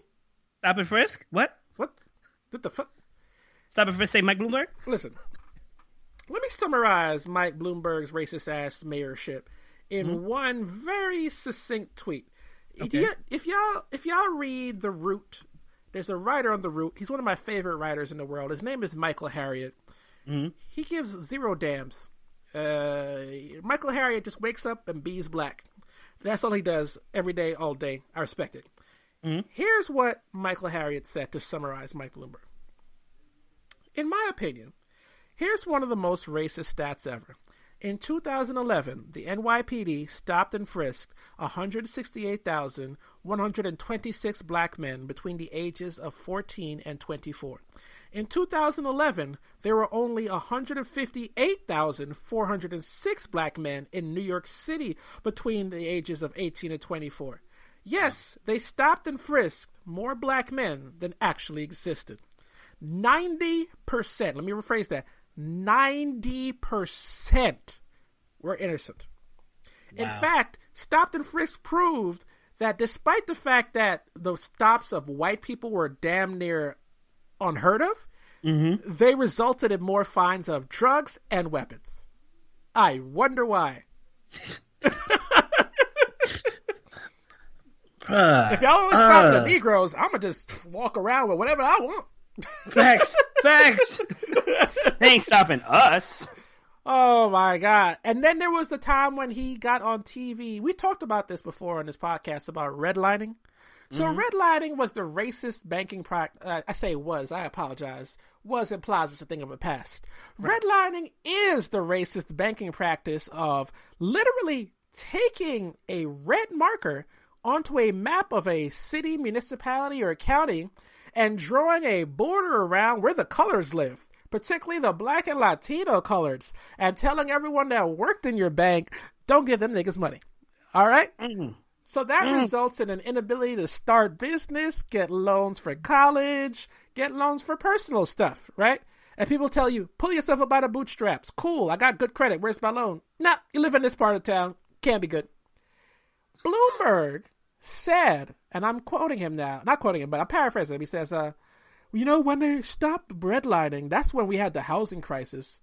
So he implied because they let black people get loans, we crashed the economy. Sir. Yo. Sir. Eat a whole bag of dicks. Eat a whole bag of expired dicks. Like, my nigga, if anything, oh my God, if anything, we would help. If we would get the loans we asked for, we would help. It's crazy because, hold on. Targeted black people. during that crisis. How about the fact that a lot of businesses boom in black neighborhoods? I wonder why that is. Son, Mayhem, you're right. But just in case anybody is just like, maybe as a point, he knows finances, he has $60 billion. No, he's just an idiot with money. Sounds about right. Bankers didn't just magically give Negroes loans. What they figured out is they can pimp us. So what they did was, even if you had good credit, in those red line neighborhoods, they gave you a bullshit mortgage. Instead of a fixed interest rate, they gave you a variable interest rate. So you went from being able to afford your house to your interest being more than the cost of your house. Yep. Right? Which is like, that's supposed to be the way. No, it's not. No. No, it's not. And a variable rate, literally every month, it changes. 1 minute it could be 4%, 5.8, 7, 3. Bruh. Guess who got the majority of these loans? Black Latino people. Who approved these loans, Mayhem? Is it the Black Latinos that approved these loans? No. Who then took these loans? That, by the way, a loan is an IOU. It's not actual cash. It's the promise of cash. Hey, right? So these banks took the promise of cash and sold them as if they were a physical good. That crashed the economy. You gave bad loans. You took those bad loans and profited from it. And then when shit went south, you went, how could this have happened? Coloreds. It's gotta be. not the unethical business practice we do otherwise, or any other shady shit that we do. Nah. Another thing Bloomberg is doing is running ads about how he loved Obama. He literally has Obama saying one nice thing about him in his ad, and him shaking his hand. He just like, look at me. I stood next to Obama. I don't give a crap. You know what else he said about Obama? Bloomberg he doesn't have a political party. Bloomberg is whoever gets him into power. His political party is Mike Bloomberg. He don't give a damn about nobody. When he was a Republican, he famously said that, we were a more united country until Obama came in, and now we're divided. I'm sorry. What did he do but just be black? So Obama's election divided the country because, his blackness. But you're like, I was best friends. Which one is it, Bloomy? Which one is it? This man is double backhand slapping you, son. Fact. Son, one last thing. Okay. He's used the power. So philanthropy, people say, but Danny, Mayhem, he's written so many checks for so many charities. How you just gonna dismiss all the good work he's did? Oh my God. Oh my brother, just because you write a check for something doesn't mean you care. Some of you have given money to those charities at the end of the checkout. You don't give a shit. You just did it because it was pocket change. If you have $60 billion, I want to assure you $100 million does not affect you in any way. It doesn't change any part of your life. Didn't our president get run down on because he said he donated to certain charities? And he lied? And he lied? Yes, and they were yes. like, oh, okay. Oh, but let me tell you about the way Black Bloomberg did it, because he's a finesse god out here. Who? So there's an organization called the Center for American Progress. It's a think tank. So what basically the Center for American Progress, this is how the Center for American Progress is. They take an issue, they write policy recommendations or policy critiques. Here's why this is working, here's why this isn't working, here's why this should work, here's why this shouldn't work. It's a left-leaning think tank. So that means usually people from that think tank, Center for American Progress, right, whenever a Democrat comes into the presidency, tend to get hired into his office, right? They wrote a paper about Islamophobia in America. What? There was 400 pages or 4,000 pages on the NYPD. In case you didn't know, the NYPD has an intelligence unit that was overseen and created by a former FBI intelligence unit director, and they were on multiple occasions caught spying on Muslims for being brown a sunny day. They had a wiretap running, for example, on a Muslim student organization in Rutgers, New Jersey. Mike, what the fuck is the NYPD doing in Rutgers, New Jersey? Like, what we don't have jurisdiction there. What? Like, anyway, Bloomberg's name was mentioned 8 times in the report. 8 times? 8 times, because it's part of his policy, right? Mayhem. can you read that report? Me? Probably not. Can I read that report? No. All the pages were deleted before it was released because Bloomberg gave the Center of American Progress $1.5 million.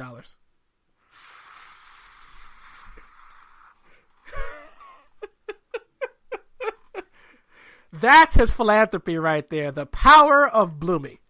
Shout out to you, prick. Oh. Goodness God, this cover up, son. Yo, I know. But he gave so much money. He must really, if he really cared, he could have just spent this money trying to defeat Trump instead of wasting our time. I don't want you to be president. I'm just putting this out in the world. I'm not voting for another racist. I am not so delusional about who Donald Trump is and who Bloomberg is to substitute racist A for racist B. You out your mind. Like, facts. I'm not, this isn't, I'm not black in 1901 where everybody in the Klan, okay? There are people not in the Klan running. And guess what? I'm going to vote for them. There you go. There you go. I ain't playing this game. I just need to put that out there. We haven't talked about politics in a long time. Since your boy Donnie beat the case. Facts. My son really out here moving like somebody who beat the case in the hood. Talking wild shit, down on his enemies, throwing it up his set. You know, right? He even said he's going to be president forever. You saw that? You saw that? Oh, my God. My son gave a speech today at the Daytona racetrack and just drove around the track to wave. Fam, what is you doing? What is you doing? Okay. But real talk, though, if I was president of the United States, I'd drive around any city just to wave. I'm just be real. Like, if that was me, yeah, not Daytona. Nah, you wild. First of all, I'm not welcome. Second of all, what's the point? We're already driving around. It's 100 laps of this. First of all, I don't think Barry could have driven around Daytona. That wasn't the place for us. You know what I'm saying? Just FaceTime me. That was not the place for us. We spoke about the passing of Kobe Bryant, right? Yeah, we did. Okay. Because I wanted to make sure. I was trying to remember what we spoke about the last episode. Yeah, it's a sad thing. The only thing that's going on with him is, him being a rapist and all this other stuff. That keeps coming up, even though people are still saying R.I.P. Listen, I mean... Listen, if I pass... all I ask is for all the trash things I did. We said at the end, though, can you no, let's not start with that, okay? Let's let's build some goodwill first. Yeah. I will say this. The Kobe Bryant situation, I mean, all right, it's part of your legacy. It should be talked about at some point in time. Things should be cleared. Look into that case. It is crazy because I thought I knew everything. I didn't know everything, even though I didn't pay attention. I was just like, he was innocent. And then I found out why he was innocent and what he did to be innocent, or his team. But my big thing about the Kobe Bryant and Gigi and everybody else dying is that TMZ, I feel like, wasn't in the wrong. I feel like TMZ wasn't in the wrong for reporting it. Why not? Because that's their job. That's literally their job. Like, I forgot the exact times, but let's just say it happened at 10:30, right? Mm-hmm. On their time. And it was like 11:30, it was reported. They couldn't report it unless somebody verified that it was Kobe Bryant and, his daughter and everybody else was there, right? Mm-hmm. And once again, he's famous, so I don't think anybody here knows the family names or the other family names that were there, right? Because they don't matter. Not that they don't matter, they're not famous in that sense. Yeah. But I feel like if TMZ is guilty of anything is that they didn't tell his wife, Vanessa, first, and then be like, all right, we're going to run with this story, whether or not you want. You know what I'm saying? Because that's their job. Their job is to report the news. And when you start telling the news, like, you can't report this and you start censoring them, it's a slippery slope. It's a slippery slope on what gets reported and what doesn't get reported. Then all of a sudden, it's like the Animal Farm. Some news are a little bit more equal and free will than others, And then all of a sudden, nobody can do anything. Nobody can report it. Yeah, I think it's a matter of, like, in the internet age, being first matters. But it was a moment of, like, I guess, journalistic ethics. But I shudder to call TMZ a journalistic outfit because they don't really do journalism. On these stories, they tend to remember how journalism works because they don't want to look crazy. But on other stories, not as much.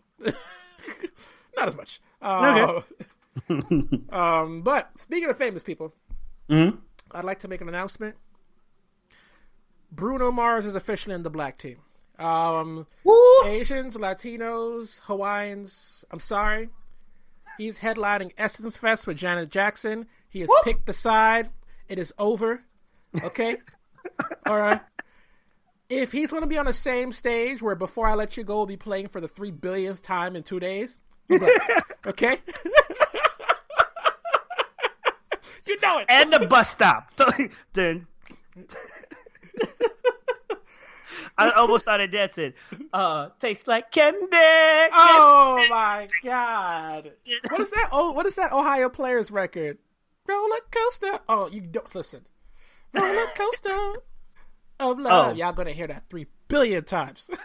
You think we're gonna hear Before I Let Go, the Beverly Mays, or the Beyonce version? First of all, Beverly Mays did a great cover of that Beyonce record. I just say that to piss off the older people. I don't know. I mean, I posted on my Twitter one time. People were tight.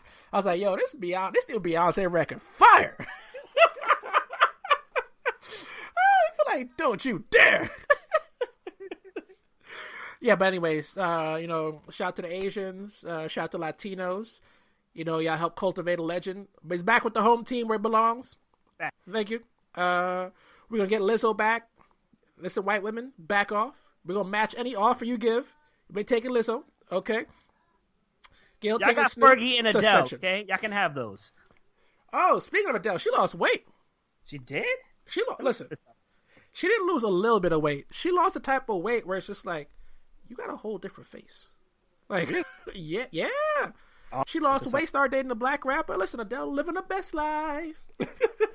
Ain't going back and forth with you, niggas. Is she happy now? Will her new album sound different then? Son, Adele looks... What? I told you, Adele lost weight. I mean, that chin is a little bit more profound, but that's genetics. But you know what I'm saying? But she looked good, son, Adele. Yeah. Listen. Wow. Yeah, listen. And she was messing with Skepta recently. Wait, what? Skepta, the British rapper. Yeah. What? Adele, you out here winning, son. You winning. Probably stressed her out, so that's how she lost the weight.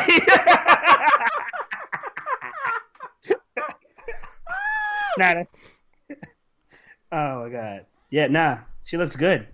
That was good. I hope it works for her, man. I really hope this is the way.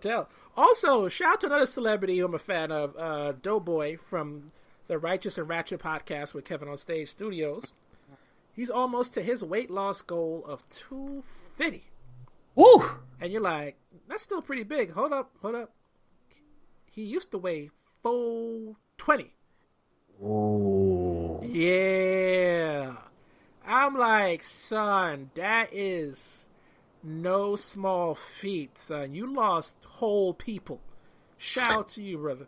Yes, that's definitely... Yo, man, if you're listening to this and you've got, like, some health concerns, definitely take the time out.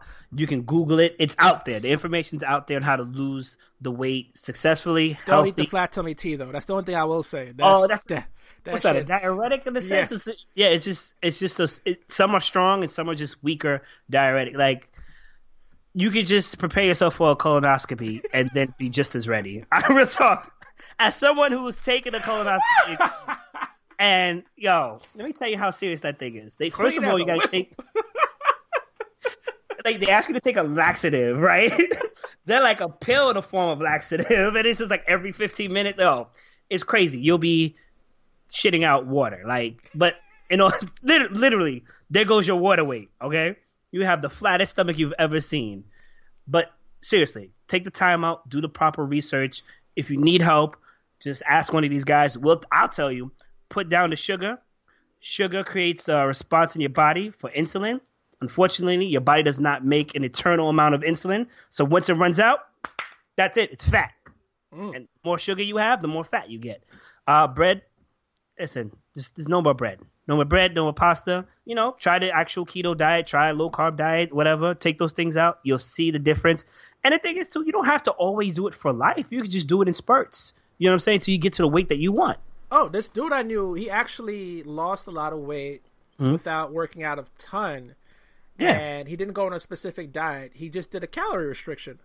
So he ate how he regularly ate. The only difference is he set a hard calorie limit for himself every day and was aware and always made sure to burn more calories, either by walking intentionally, taking longer ways to work, going up the stairs.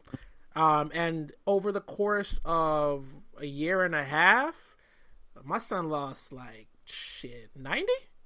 Yeah. 90, 80, around that.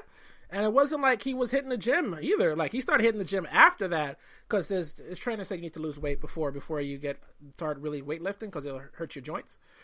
So that was kind of why he did it that way. So I say this as a fat person. Listen, there's moments where you got to say no, brother. Like sometimes I'll be out there and you see some menu items, you just like, listen, man. Nah. Listen, I want to live.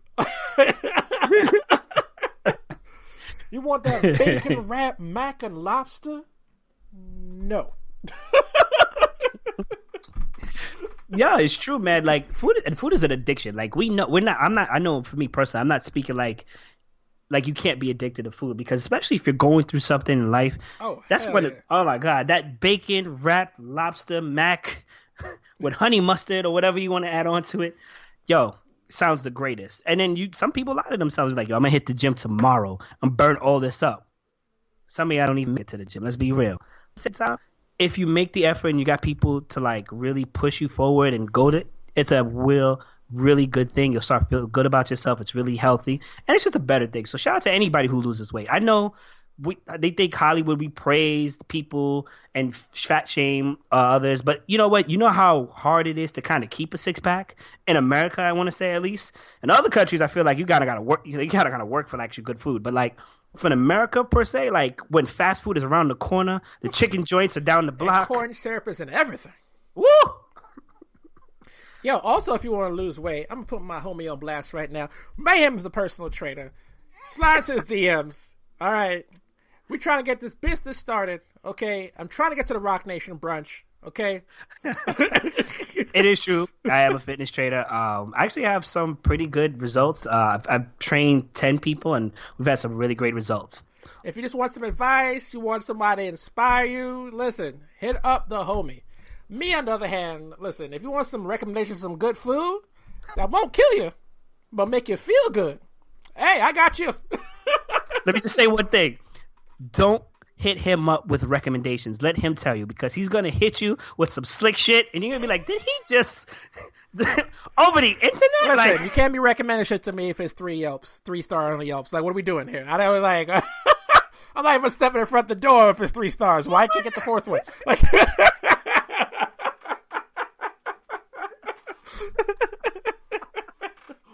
only place that gets a pass on below 4 is the hood spots. Because, listen, it's never going to get 4. And that's okay.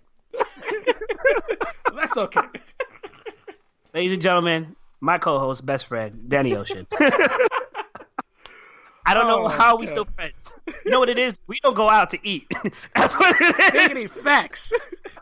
Figgity facts. Because I'm also down to try some weird stuff. I'm that guy to go to a restaurant for the first time, never been there, look at the menu and be like, that. You ever had it before? Nope. I'm that guy. Fair enough. I would do that too. Sometimes it works and sometimes it doesn't. My favorite instance of when it didn't, I was in Chinatown. Flushing, Chinatown. Mm-hmm. So if y'all not from New York City, Flushing, Chinatown is like real Chinatown. You're like, what does that mean? So everyone knows Chinatown in Manhattan, but New York City actually has more than one Chinatown. So there's the one in Manhattan, there's the one in Brooklyn, and then there's the one in Flushing. The one in Flushing is like a Chinatown in which all the signs are in Mandarin and Cantonese, and everybody in the restaurant speaking Mandarin and Cantonese. So when my Yankee Doodle ass walked in, they're like, oh, okay, we got to find like that one person on staff that speaks English. So they can order, everything is cool. I looked at the menu item, it said Portuguese seafood. Cool. Ordered it. I turned to the waitress. What is Portuguese seafood? homegirl, she wasn't being funny. She wasn't being rude. She was being absolutely sincere. She said, "It's seafood, Portuguese style." I said, "You still tried it, didn't you?" I was like, "What does that mean?" She looked at me again. "Seafood, Portuguese style," and that's the moment I knew that was it. That's all she had for me. That's I didn't have anything else. So Portuguese seafood style, in case you're wondering, is curry, which I'm Guyanese. I'm down. But I had ordered a bunch of milk beverages, so yeah. Curry doesn't go unless you want to be on a cleanse. Yo, son, we were talking about this on Twitter. Son, that's the new meal cleanse. Son, we should copyright this. What? What was it? When you put up that picture with what was it? Parmesan and something else. I'm gonna look it up right now. Are we talking about the full meal cleanse? Parmesan or something? I don't remember. I got you right now. Give me one second. Anyway, needless to say, I don't give a damn. I ate my Portuguese seafood. Great. Drank my milk-baked beverages. Great. Went to the bathroom. Not great. I got it. Good. Ocean put up General Tso's chicken cheesesteak, son. Oh, my God. I saw that. I was offended. Yo, whose ass is this? Son, flat tummy meals. That's our new shit, son. I'm advocating flat tummy meals. Sometimes you look at a food and you know exactly where it came from. The moment I saw General Tso's in a hero bread, this is some Midwest shit. Some rando in the Midwest was just like, it's too much rice. Let's put some bread. Ugh. It's the same thing, right? Christ. It's like, I can always tell some shit from Cali because they always try to put some shit in a burrito. It don't matter what it is. They try to put some shit in a burrito. Where does that come from? Like, you've heard of a sushi-rito? No. It's a sushi roll the size of a burrito. That is some cat. It was some Cali stuff. So I was just like, I like sushi, but I like burrito-sized foods. How do we combine these? Oh my God. Keep it funky. I don't even like sushi. Not because of the taste or anything. The taste is okay. And the dipping sauces all would make it. It just doesn't fill me. It's not one of those foods I enjoy eating. Crab legs literally does not fill me, but I enjoy eating crab legs. Let me tell you some sacrilegious shit, okay? Okay. Out of respect to the fine Japanese establishments I get sushi from, I wouldn't do this. But if you let my Yankee Doodle ass eat sushi the way I wanted to, I would have some honey mustard dipping sauce, some aioli mayo for that sashimi. Ooh, it would hit different. The soy is cool. I'm not hating on the soy. I'm just saying. This is America. We do the sauce thing, brother. We do dipping sauce. This is us, baby. Give us choices, bro. Come on, son. Tell me I would be fire, son. Woo! Shout out to aioli mayonnaise. Aioli, am I saying it right? Whatever. It's just seasoned mayonnaise. That's all it is. That's literally all it is. Let's just call it what it is. People try to be like, aioli, what does that mean? They just put some seasoning in the goddamn mayonnaise. Like, Can I jump on the blasphemy train real quick? Sure. There are a lot of foods I would like to try with McDonald's secret sauce. I'm just saying. Like which whatever one? It is. Huh? Like which one? The one everybody was saying that was ketchup and mayonnaise mixed in. That one. Son, there's a lot of stuff you can go with. There's other stuff might be hit or miss, and I still want to try it. Oh, you know what? I also gotta say this. So not everyone does fried chicken right. I'm not a huge fried chicken guy. Like I prefer seafood. Mm-hmm. But what I truly hate in some horrific fried chicken is when the batter is just too thick. Oh, yeah. Like, the batter on this chicken feels like I'm biting into a bread loaf. And then the chicken on the inside is just Popeye's biscuit dry. You know? So, shout out to the Asian spots that be frying the chicken, but has that thin layer of batter. Yeah. Like tempura. But even to those fellas, again, I respect your craft. But if I had a choice, I be dipping the hell out of this shit in some mumbo sauce. Like, woo! Remember when we had that? Woo! Shit. Ooh. You know what? You just gave me an idea, son. So first of all, with breadcrumbs or whatever you make, whatever flour, it's supposed to be thin as it is. Yeah. But when I open my new Chinese spot, right, that also is going to sell gluten-free meals and vegan menus, I'm also going to have flat tummy tea recipes as well. Oh, God. I hope you have extra bathrooms in that mofo. I bet you it does great, though. I hope you have extra bathrooms in that mofo. No, this is for you to eat at home. Oh, okay. Delivery only. Gotcha.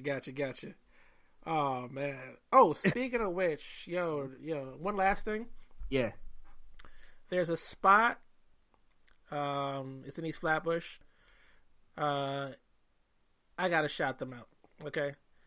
Because they put the tamarind sauce from the Pillori into the curry chicken. Changed my life. It's like a sweet and sour curry chicken.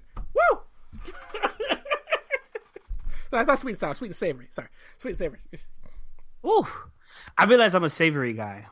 I didn't know that.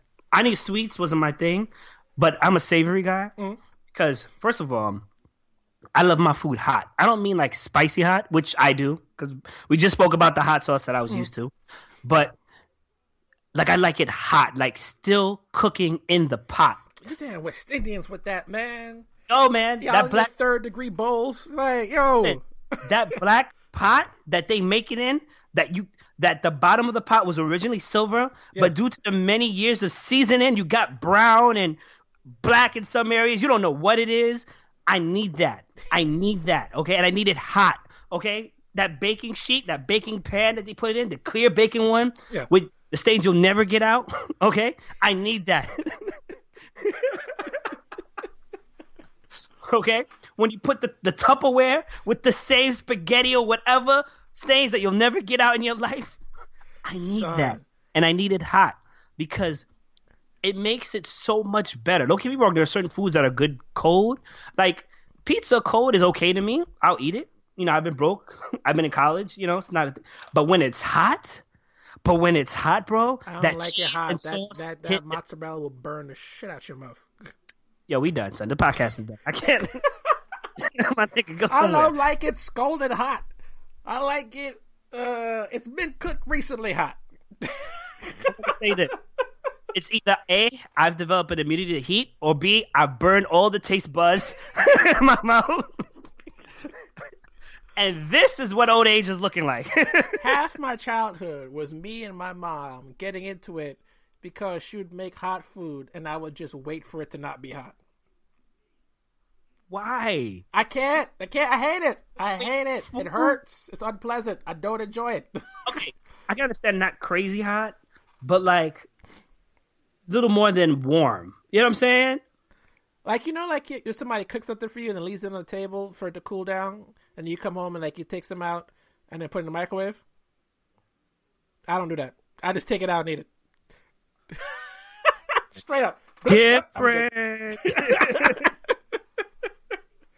It's like when West Indians be like putting hot milk in their cereal. That's disgusting. I cannot get away from me with that. I know you on that wave. I can't do it. We talked about this before. I can't do it. I can't. Why I want sake cereal? There are corn flakes, not corn. What is this? Corn mush? Okay. First of all, you don't eat corn mush. You eat corn flakes. And with me, it was sugar, so I was eating that bitch really quickly, all right? I was at it, nom, nom, nom, like in the cartoons. That's different. What you talk about is peanut butter Captain Crunch, okay? They literally gave you cereal in the form of glass, okay? Or the glass in the form of cereal. But you eat it with hot milk? No. A lot of West Indians do that. They pour hot milk into all their cereal. Listen, I love the West Indies, but we ain't perfect, son. Some of us out here still saying, yo, I'm grade 80, but their pops is Trini. You know what I'm saying? Like, come on. My grandma would send me Weetabix. What is that? So it's a British cereal, and made me understand why these West Indians were with this hot milk stuff. So, you know shredded wheat? Yeah. Imagine one of those shredded wheat pieces big enough to fit the whole bowl. That's not shredded wheat. That's it's not. It's a Weetabix. I just told you what it is. That's not even a cereal. That's like dried out bread flake. As a kid, I opened it. I'm thinking, oh, it's shredded wheat. I know this. I pour it out. Just one thing fell out into the bowl. Nah, man. First of all, my mom like, what are we doing here? What are we doing? Are you supposed to break it up? Like cereal? You never had to break it. You break it up with hot milk. And you know what it tastes like? What? The Trash? Cardboard it came in. It's like, no, you got to put a little bit of sugar on it. I'm like, okay, the sugary cardboard. Wow. So anti-masturbation cereal got the UK out here looking crazy, son. Got Britain and UK looking out here crazy, son. Warm milk. Listen, you can't touch yourself if you're too busy trying to break this up using hot water. Everyone got jokes on American fast food, processed food, but you got to give us some things. There's certain things we just do. Y'all want a big, ridiculous truck? This is what we do. Okay? Y'all want dipping sauce and a bunch of varieties that aren't even necessary? This is what we do. Cereal? Y'all don't do this. We have an aisle just for this product. That's how seriously we take it. Granted, some of the cereals shouldn't be there, like Oreos for breakfast, my G. Who are we lying to? At that point, just get the actual Oreos. Stop it. Cocoa Puffs. I said it. Cocoa Puffs. But like the Weetabix, oh my God. Yo, I was watching this dude eat pizza from around the world, and I was just like, yo, I'm so happy I was born in New York. I don't know what this is, but y'all niggas need to be stopped. I saw a homie had a banana chutney curry pizza. I said, no. I don't think cheese and curry goes well together. Like, I've never had bun and cheese and curry chicken. Like, that doesn't happen. And he was white, so when he said banana, I'm like, does he mean plantain? Because if he means actual banana, oh, Jesus Christ. No. What do y'all look for when y'all do these weird mixes, son? Then he also had the hoisin chicken cucumber. First of all, hoisin sauce, shout out to my Asians. Phenomenal. On pizza, y'all need to be stopped. I am not with it. No. This is why I will never taste. This is why I will never taste nothing else, because we over here arguing on whether or not pineapple goes on pizza. It does. Let it go. And y'all over here adding bananas. Bananas. Son, in some countries they do strawberries. I'm like, fam, y'all listen. It was already fine the way it was. You don't need to do this. Why don't y'all just let strawberries be strawberries by themselves with other strawberries? What was the last pizza he had? Oh, he had one that I would just flat out never try. The other two, fine. You know what? Before I yuck their yum, I'll bite into it. All right, but the one I would never try, you ever heard of Marmite? No. You know what Vegemite is? What? What are these things? Both of those things, okay? Okay. This is a deep West Indian cut, right? So if you were from any of the British colonies and you had family in the UK or you've been to Australia, these white people, I'm sorry, it's just these white people, they love them some Marmite and some Vegemite. It is horrendous. First of all, no. And for you to put that on pizza, you need to be stopped. First of all, if you look up Marmite, it comes up. Why does it have the familiar label of like Aunt Jemima's pancake mix, right? Like it's the white, the yellow, yeah, and I know what you mean. Exactly. And then it's all black. There's nothing good. It's a food spread made from yeast Nah, I'm good. I'm good. Son, they be eating it straight onto the toast. Straight onto toast. Out the jar. Blow. It's your boy Mayhem Mike. Follow me on my new channel, Q Mayhem Fitness. You know what I'm saying? Like, what the fuck is that shit? And we just started a food channel called Y'all Tripping. Facts. Where we just try foods and be like, y'all good or y'all tripping? That'd be a good segment. And the common line is, nah. You want to try this Marmite? Nah. I think I had it once as a kid because I remember just like my mom used to mess with it, and she bought like a little jar, And you're a kid. You're like, all right, cool. I'm the type of person that like. There's very few things that I won't try, and the things I won't try is because I've had them before and I just don't care for them. Like for example, I don't give a damn how you cook eggplants. I don't want it. I don't want it. I don't like the taste of it. I don't like the texture. Nothing about it, right? But other stuff, like for example, I don't really care for plantains that much, but I'll try it in different forms, right? Yeah. But like, yo, man, when I told you I bit into this bread. I love bread, dog. I can eat bread by itself.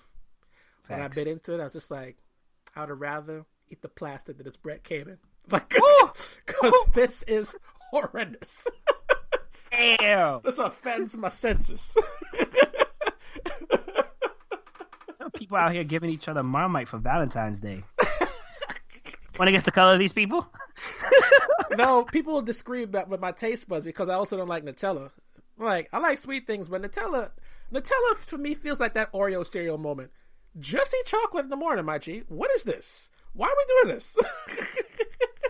Like, just eat a bar of chocolate in the morning. You're an adult. No one's going to stop you.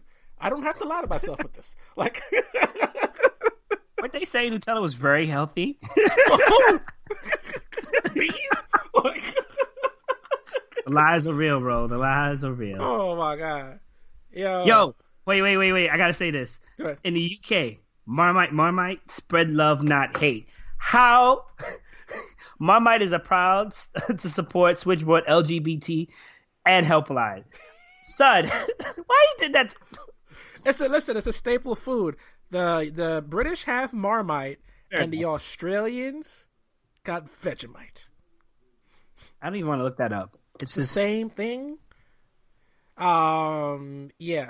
But I think the Marmite is, they intentionally make it, and the Vegemite is the leftover yeast from Bear Brewing. Yo, this is, yeah.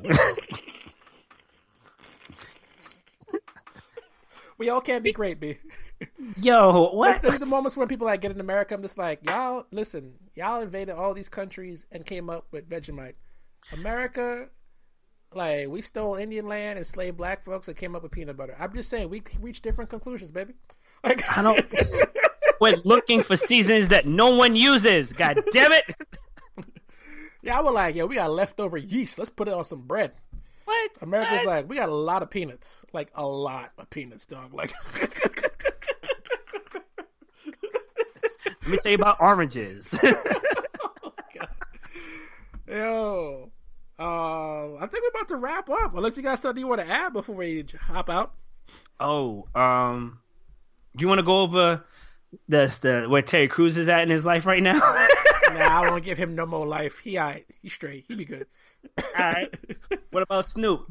Shall we forgive him, or is he officially in the whose man's is this? No longer with us.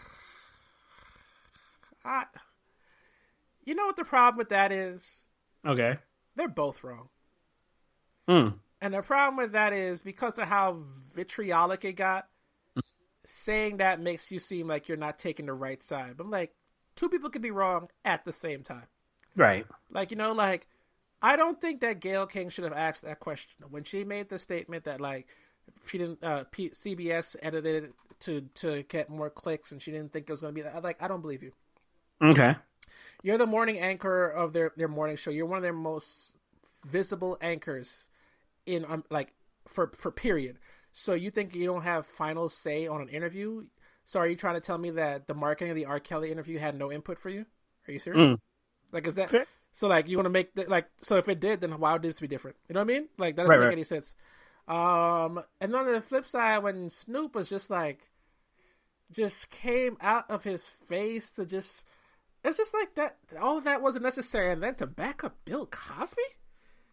Yeah. What? Bill Cosby thanked him from jail. He a bag of dicks. Sorry, folks. For anyone who loves Bill Cosby out there, first of all, I don't know how you been listening to this podcast this long. Shout out to you. I've hated that man for a long time, so I don't mince words with him. I just thought, like, why did you do this? Like, I get that you felt like, I'm not saying, remember, I'm being very clear about this. everyone's entitled to feel how they feel. Like I've always said this, and I'm being very sincere when I maintain that. But the way he reacted to this, doubled down on it, is just more just like, so to prove how good a person Kobe is, you're gonna make yourself look bad? Like, you know what I mean? Yeah. Like, it doesn't make any sense. Like, and how would this help his legacy? All this does is highlight the interview you were trying to downplay. That doesn't make any sense. Like, on those two fronts. So then he apologized because his mom spoke to him, and he had to be... And I was just like... All the gangsters are getting talked to their moms. Remember Jay-Z? Yeah.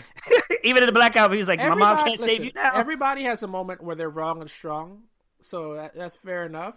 And Gayle King has accepted his apology. But it's just a moment of just like... you're both wrong. This feels just like, ugh. Like, it's just like a ugh. Like, I was with you. I don't think that interview was absolutely necessary at all. But then your reaction was just like, I am not with that. I forgot who showed this. I think it might have been Kanye. Back when Kanye was when he was turning Old King Coon and he was advocating for President Trump. I'm trying to think of it. It was a tweet. Yes, it was a tweet that John Legend reached out to Kanye and was like, "Hey, brother, you may want to rethink about supporting Donald Trump." Mm-hmm. And the reason why I bring that up is because John Legend, I don't know if John shared that tweet or if it was Kanye or if it just leaked out, whatever. What I liked about that is that John Legend, instead of actively shouting out via the interwebs, like, "Hey, Kanye, stop doing that," even though other people were doing it, he reached out. He texted him, like, "I have your phone number. I can call you. I got contact with your people." I know what you mean. Yeah. Snoop could have done that. Sean King and Amanda Seales could have had that conversation. And I wish a lot of people would start having that conversation, because y'all forget, when you say things on the internet, it's like you're speaking it out loud publicly. So it looks like you're grandstanding. And we already have problems trying to decipher how a certain text comes across your phone. If it's jokingly, if it's said in a weird way, you know what I'm saying? So if that's the case, since cell phones are still a thing, phones are a thing, pick up the phone and call. You could FaceTime somebody. Ooh's been around for the longest. You know what I'm saying? Ooh, Skype, whatever. Exactly. So throwback. Exactly. So, like, whether or not how he felt, I felt like Snoop shouldn't have made that public comment, and then he shouldn't have supported Bill, of all people. Because I don't care who the fuck you are, Bill raped those women. He drugged them, then raped them. Sure. No, sorry, I was just talking to somebody off camera. Go ahead. Keep talking. I'm sorry. So yeah, like, it's always this thing, this conspiracy about like, oh, he was trying to buy blah blah blah. It doesn't matter. What he did was wrong. He helped us out. That's fine, but he's still a wrong person. It's part of his legacy, and he should be punished for that. Kobe, I feel like it's still a sensitive topic to talk about that, but once again, he did it. He raped the girl. He just got her to shut up about it. I didn't know everything about it. I had to renege on that. Snoop should not have fucking supported Bill Cosby in that. He shouldn't have. He was wrong for that. And, we all look to Snoop as an OG, as somebody who's like full of wisdom in a sense. And yeah, he apologized. I don't know if it was his mom that made him, but if he said it was his mom, it was his mom, whatever. Yeah. And even Terry Crews should have called Gabrielle Union up first, if anything, especially after that interview, what he said. But no one likes to be checked about their language. I get the defensive posture. I'm never surprised when someone gets defensive about something that, because I would get defensive too. What I don't understand sometimes is, it's one thing to get defensive, but there have to be people in your life at that point that would be like, bro, you're wrong. Why the doubling down? And not even like the moment of pause to be like, am I going about this the right way? You know what I mean? Like that, not even that moment of pause. But yeah, like, again, with the interview with Gayle King, I don't particularly think that was a necessary comment, interview question with Lisa Leslie, because she's not his wife. That's number one. Number two, you're not here to talk about his legacy. That was just her friend who hadn't died not that long ago. And you're just like, here's what the worst part about potentially your friend's legacy. Let's talk about why in that moment. Like, why? you do have some control of those interviews, so I don't necessarily buy your excuse. And Snoop, come on, weren't we doing the girl dad thing like a week before this? Before, we went from girl dad to these hoes ain't loyal, like seconds. In seconds. Facts. In regards to like just the general Kobe conversation, I never went back and read the case, but I do know one thing. Whatever happened that night, even Kobe himself think he did something wrong, and he's spoken about it. So it's a fair question. It's a part of his legacy no matter what. But it's a conversation of how you handle that, and I think she handled that poorly, and Snoop, in his defense of him, handled that poorly. So at the moment, I was just like, ugh. that was my whole reaction to both of them. I just like, ugh. I push a T, ugh. It's interesting, but there's a lot of things that have been going on. I also wanted to bring up the whole girl dad thing real quickly. The girl dad thing was dope, but somebody pointed out that they were out here bashing, people who are gay, and it's just like, yo, son, like, support girls. Like, what's the problem? Because Dwayne Wade's daughter, Zaya? Dwayne King's Dwayne Zaya, yes, was now, wants to be called Zaya now instead of Zion. Yeah. And the whole tips came out of nowhere. This is how they're affecting the black household. Let me hold on. I got the perfect meme for that one. So some guy wrote, niggas got 3+ baby moms, never even attempted to marry any of them, but on Facebook talk about homosexuality destroying the black family culture. Nah, nigga, you destroyed 3 family structures on your own with no help from homosexuals. Rat-a-ta-ta! Rat-a-ta-ta, indeed. I was like, ugh. I was going to like and retweet. Oh, my God. I'm always weirded out by those arguments because it's an argument of insecurity that's supposed to be strength. If you're as masculine and as sure of it as you say, why do you feel so threatened? I feel like they have nobody to be upset about.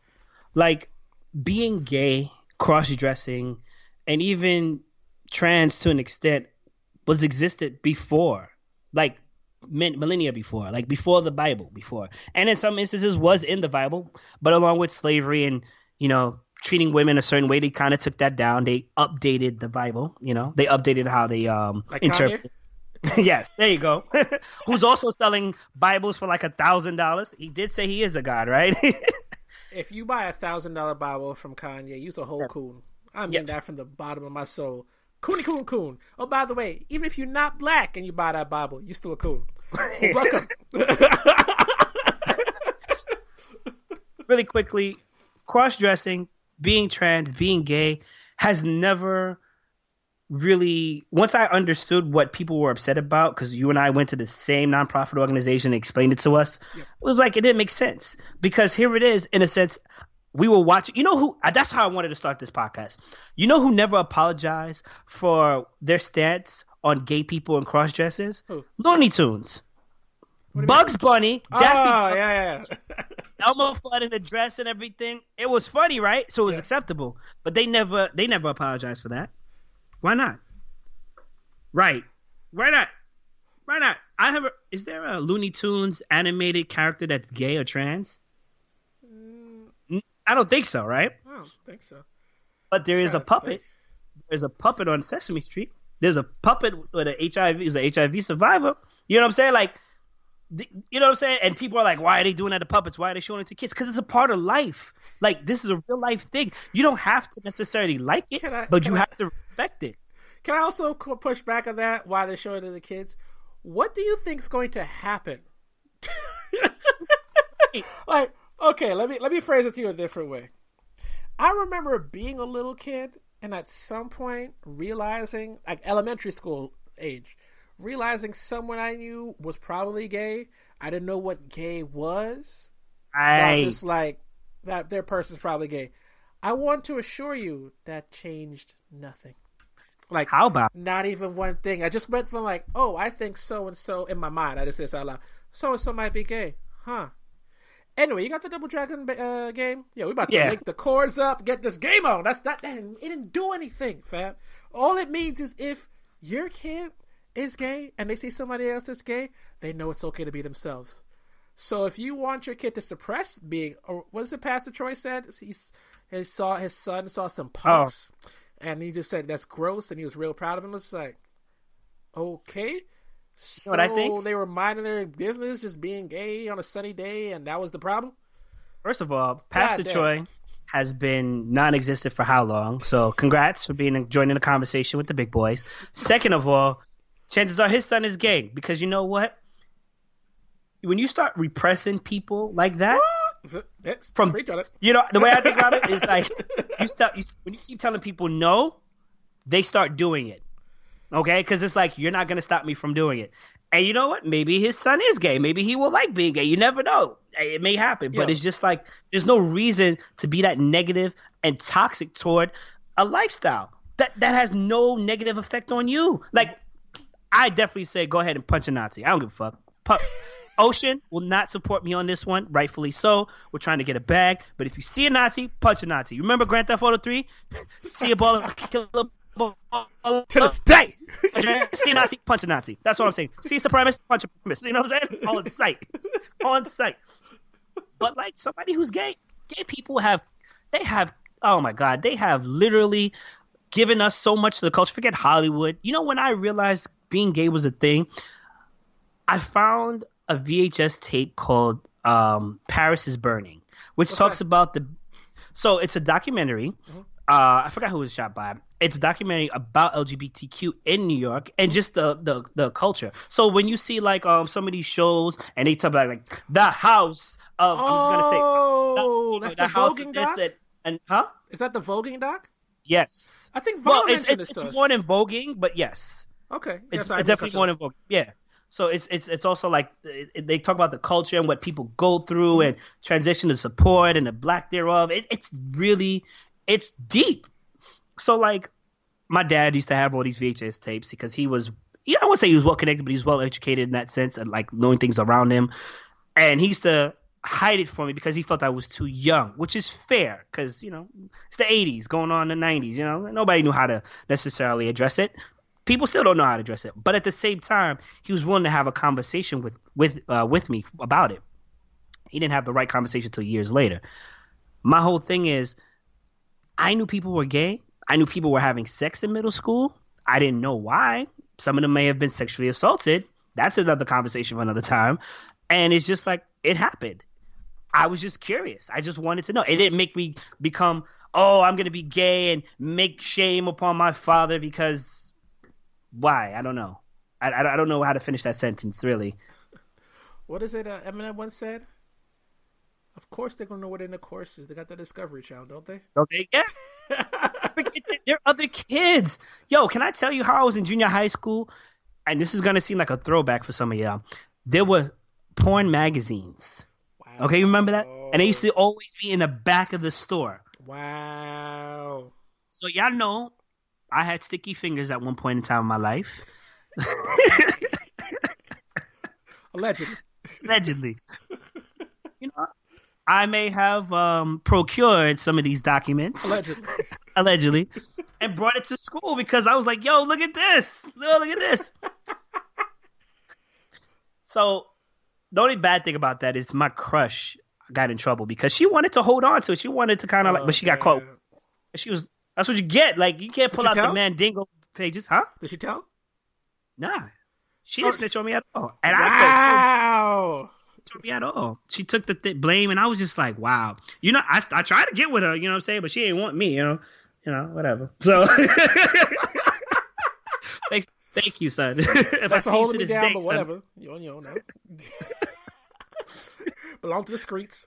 The pullouts ain't just for women, you know.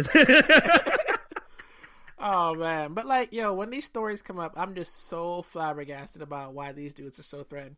If you think something, listen. And also, there's a word that we don't talk about often because we switch the conversation from tolerance to acceptance. But I think some people would also benefit for some tolerance. And tolerance means you just let somebody be their goddamn selves no matter what the hell you think about it because they ain't affecting you. It's as simple as that. Like, literally as simple as that. That's literally what tolerance means, to tolerate. Yes. Like, it doesn't affect you. Like, don't, like, talk about the degradation of society, call people out their name or their gender, what's crazy? Misgender them, or try to assault people, because that's also a big thing that people want to talk about when we talk about, like, homophobia in this country. We always talk about the words as if the violence doesn't come behind it very often, as if trans women aren't getting killed in this country on a very regular basis and no one gives a shit, right? Or as if gay kids in the school aren't getting beat up on a regular. By the way, I know people are like, oh, we live in a big state, it's not a thing. Oh, you thought? Like that happens. It doesn't matter where you are in America. Even if it's a city supposedly gay friendly, I'm sure there's a kid right now in San Francisco getting his or her ass beat for just being outside. That's it, right? Yep. So when we talk about these issues, it's not just a matter of your goddamn opinion.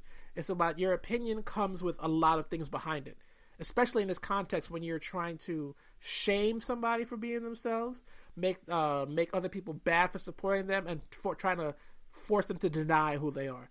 In the same way, you can't make me deny who I'm black. You know, even if you gave like $100 million to the news, Bloomberg, eat a dick. You're going to tell Zaya Wade who she wants to be, and you're going to tell her parents that either, because Dwayne will beat your ass, just FYI.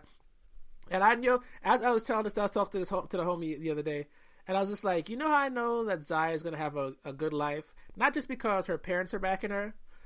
I don't know if you know this, but Dwayne Wade's oldest son is on his way to the NBA, basically. He's on that NBA career track, right? Yep. So what that means, he's a large young man. And he loves his little sister. So if y'all got jokes, he got fists. Just FYI. Yo. If your little kids that you're raising to be like, you know, to talk tough and crazy to somebody, okay. For the hoteps that like to, like, condescend and just like really talk down to people who are gay and just on homosexuality, how are y'all any different from the racists who don't like black people? In all seriousness, how are you no different That's from them? Different, brother. You gotta remove the mental block on your mind. what's the I gotta use? The 33rd and the 3rd degree. Yeah, there you go. That nigga sound just the same. It's just different. You're just pointing the hate towards somebody else. Oh my god. All right, let's end out with our moment of joy. Would you like to go first? My moment of joy came from me. Okay. And a tweet that says, the whole standing of the broom thing, number one, NASA didn't say anything, because they didn't, motherfuckers. And number two, y'all old dusty selves never picked up a broom and swept more than one room, and it shows. You can stand any broom anytime, so long as the bristles are either soft to balance or it's mixed of hard and soft. Y'all motherfuckers really thought that I forgot this girl. She's this white girl who tweeted, NASA said today's the day in which the gravitation on the earth is strong or at its highest, which doesn't make any sense whatsoever. But whatever. You can stand broom up the broom, nothing else. People who in whole household have been standing brooms. We get tired, okay? Ironically, now y'all believe in science, but let's talk about how the world is actually round. No, it's flat. Science is a fraud. It's not a thing. Oh, okay. All right, cool. I'm gonna see y'all niggas. My moment of joy also came from Twitter, because this week I realized everyone in the hood ain't drinking the same off-brand soda. I did not realize this until this week. I thought we were all drinking the same nonsense, right? Until somebody posted in a tweet. It said, the caption was, "Black folks, let's sell this. Which one is the best?" And had a picture of 2 red soda bottles. I ain't never seen these brands in my life. One of them was Tahitian Treat Fruit Punch. The hell is that? And the next one was Faygo Red Pop. What? Son. What in their haberdashery? And so he's just like, black folks. I had to respond with, I don't know what that is. Tropical Fantasy and CNC all day. Facts. We're doing juice. It's Arizona. Get at me. Don't at me. Hawaiian fruit punch if you want to go out there. I was just like, I swear to God, everybody has their own hood soda. Like, even from the Caribbean, we got our own. Like, we don't even drink the same cola champagne, B. We all drink cold champagne. We ain't drinking the same cold champagne. And if you don't know what cold champagne is, come on, brother. Step your life up, okay? It's the champagne of soda. When you want to get classy with your beef patty, okay? You know what, son? I don't know why we expected so much in the world. Not everybody who hears thoughts in their head hears their own voice. Fact. Some people just see words. Son. Pictures. Son. Who are these people? When I read a book out loud in my head, it's out loud in my voice, okay? Or with a voice I think is appropriate for that story. There is a voice. I don't see words because I'm already seeing words. When I think out loud, it's in my head with a voice. Figgity facts. Who are these people? Yo, real talk. If you're a person who thinks out loud in their head and you don't hear a voice, DM me. Q Mayhem Mike. I need to know who you are. We're making lists because you can't be trusted. Anyway, that's it for this week of the Last Stop on the L, DANNYOCION with the OG crew. Yo. It's been a minute. It's your boy Mayhem Mike. Find me at Q Mayhem Mike on Twitter because I changed my name. No more YFR. Shout out to Highbridge, not here with us. Shout out to Vanna Sage. I hope y'all making babies because I'm trying to be the godfather. Yo, figgity facts. About to get him a koofy. Yo, actually, I want to say thank you to our audience for not only sticking with us, supporting us, telling us what you love about the podcast, but we also tried out something new tonight. There may be some moments where it might be a little glitchy. We're doing the first podcast over the interwebs. You're like, what? He told us on the interwebs. No, we're not actually in the room this time. Right? So if there's any moment where the audio just cut out, it's not your headphones. It's just it's voice over IP. It happens sometimes. Come on. But it's been crispy so far, right? Am I right? Yeah. Let us know what you felt about it. Let us know if anything. Definitely. Also, to put this out there into the world, we're looking for some guests to come into the show potentially down the line.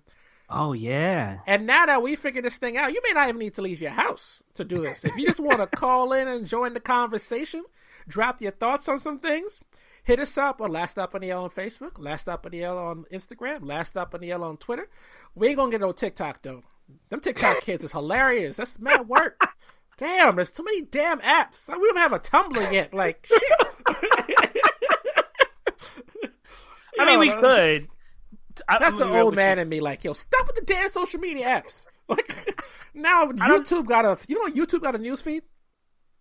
Get the fuck out of here. No, I don't mean like a video feed. Like a legit post pictures, comments, news feed. Yo, I'm on YouTube every day. I've never seen this. I see that all the time in my goddamn notifications. I'm like, no. I refuse. Firstly, we're not getting a Tumblr because Tumblr doesn't support black porn, okay? They got rid of all the black porn and left the white porn on. So until they bring the black porn on, okay. Fuck Tumblr. All right, apparently we're at the end of the episode. Man's at the end of his rope. He tired of y'all. Till next time, we'll holler. Peace.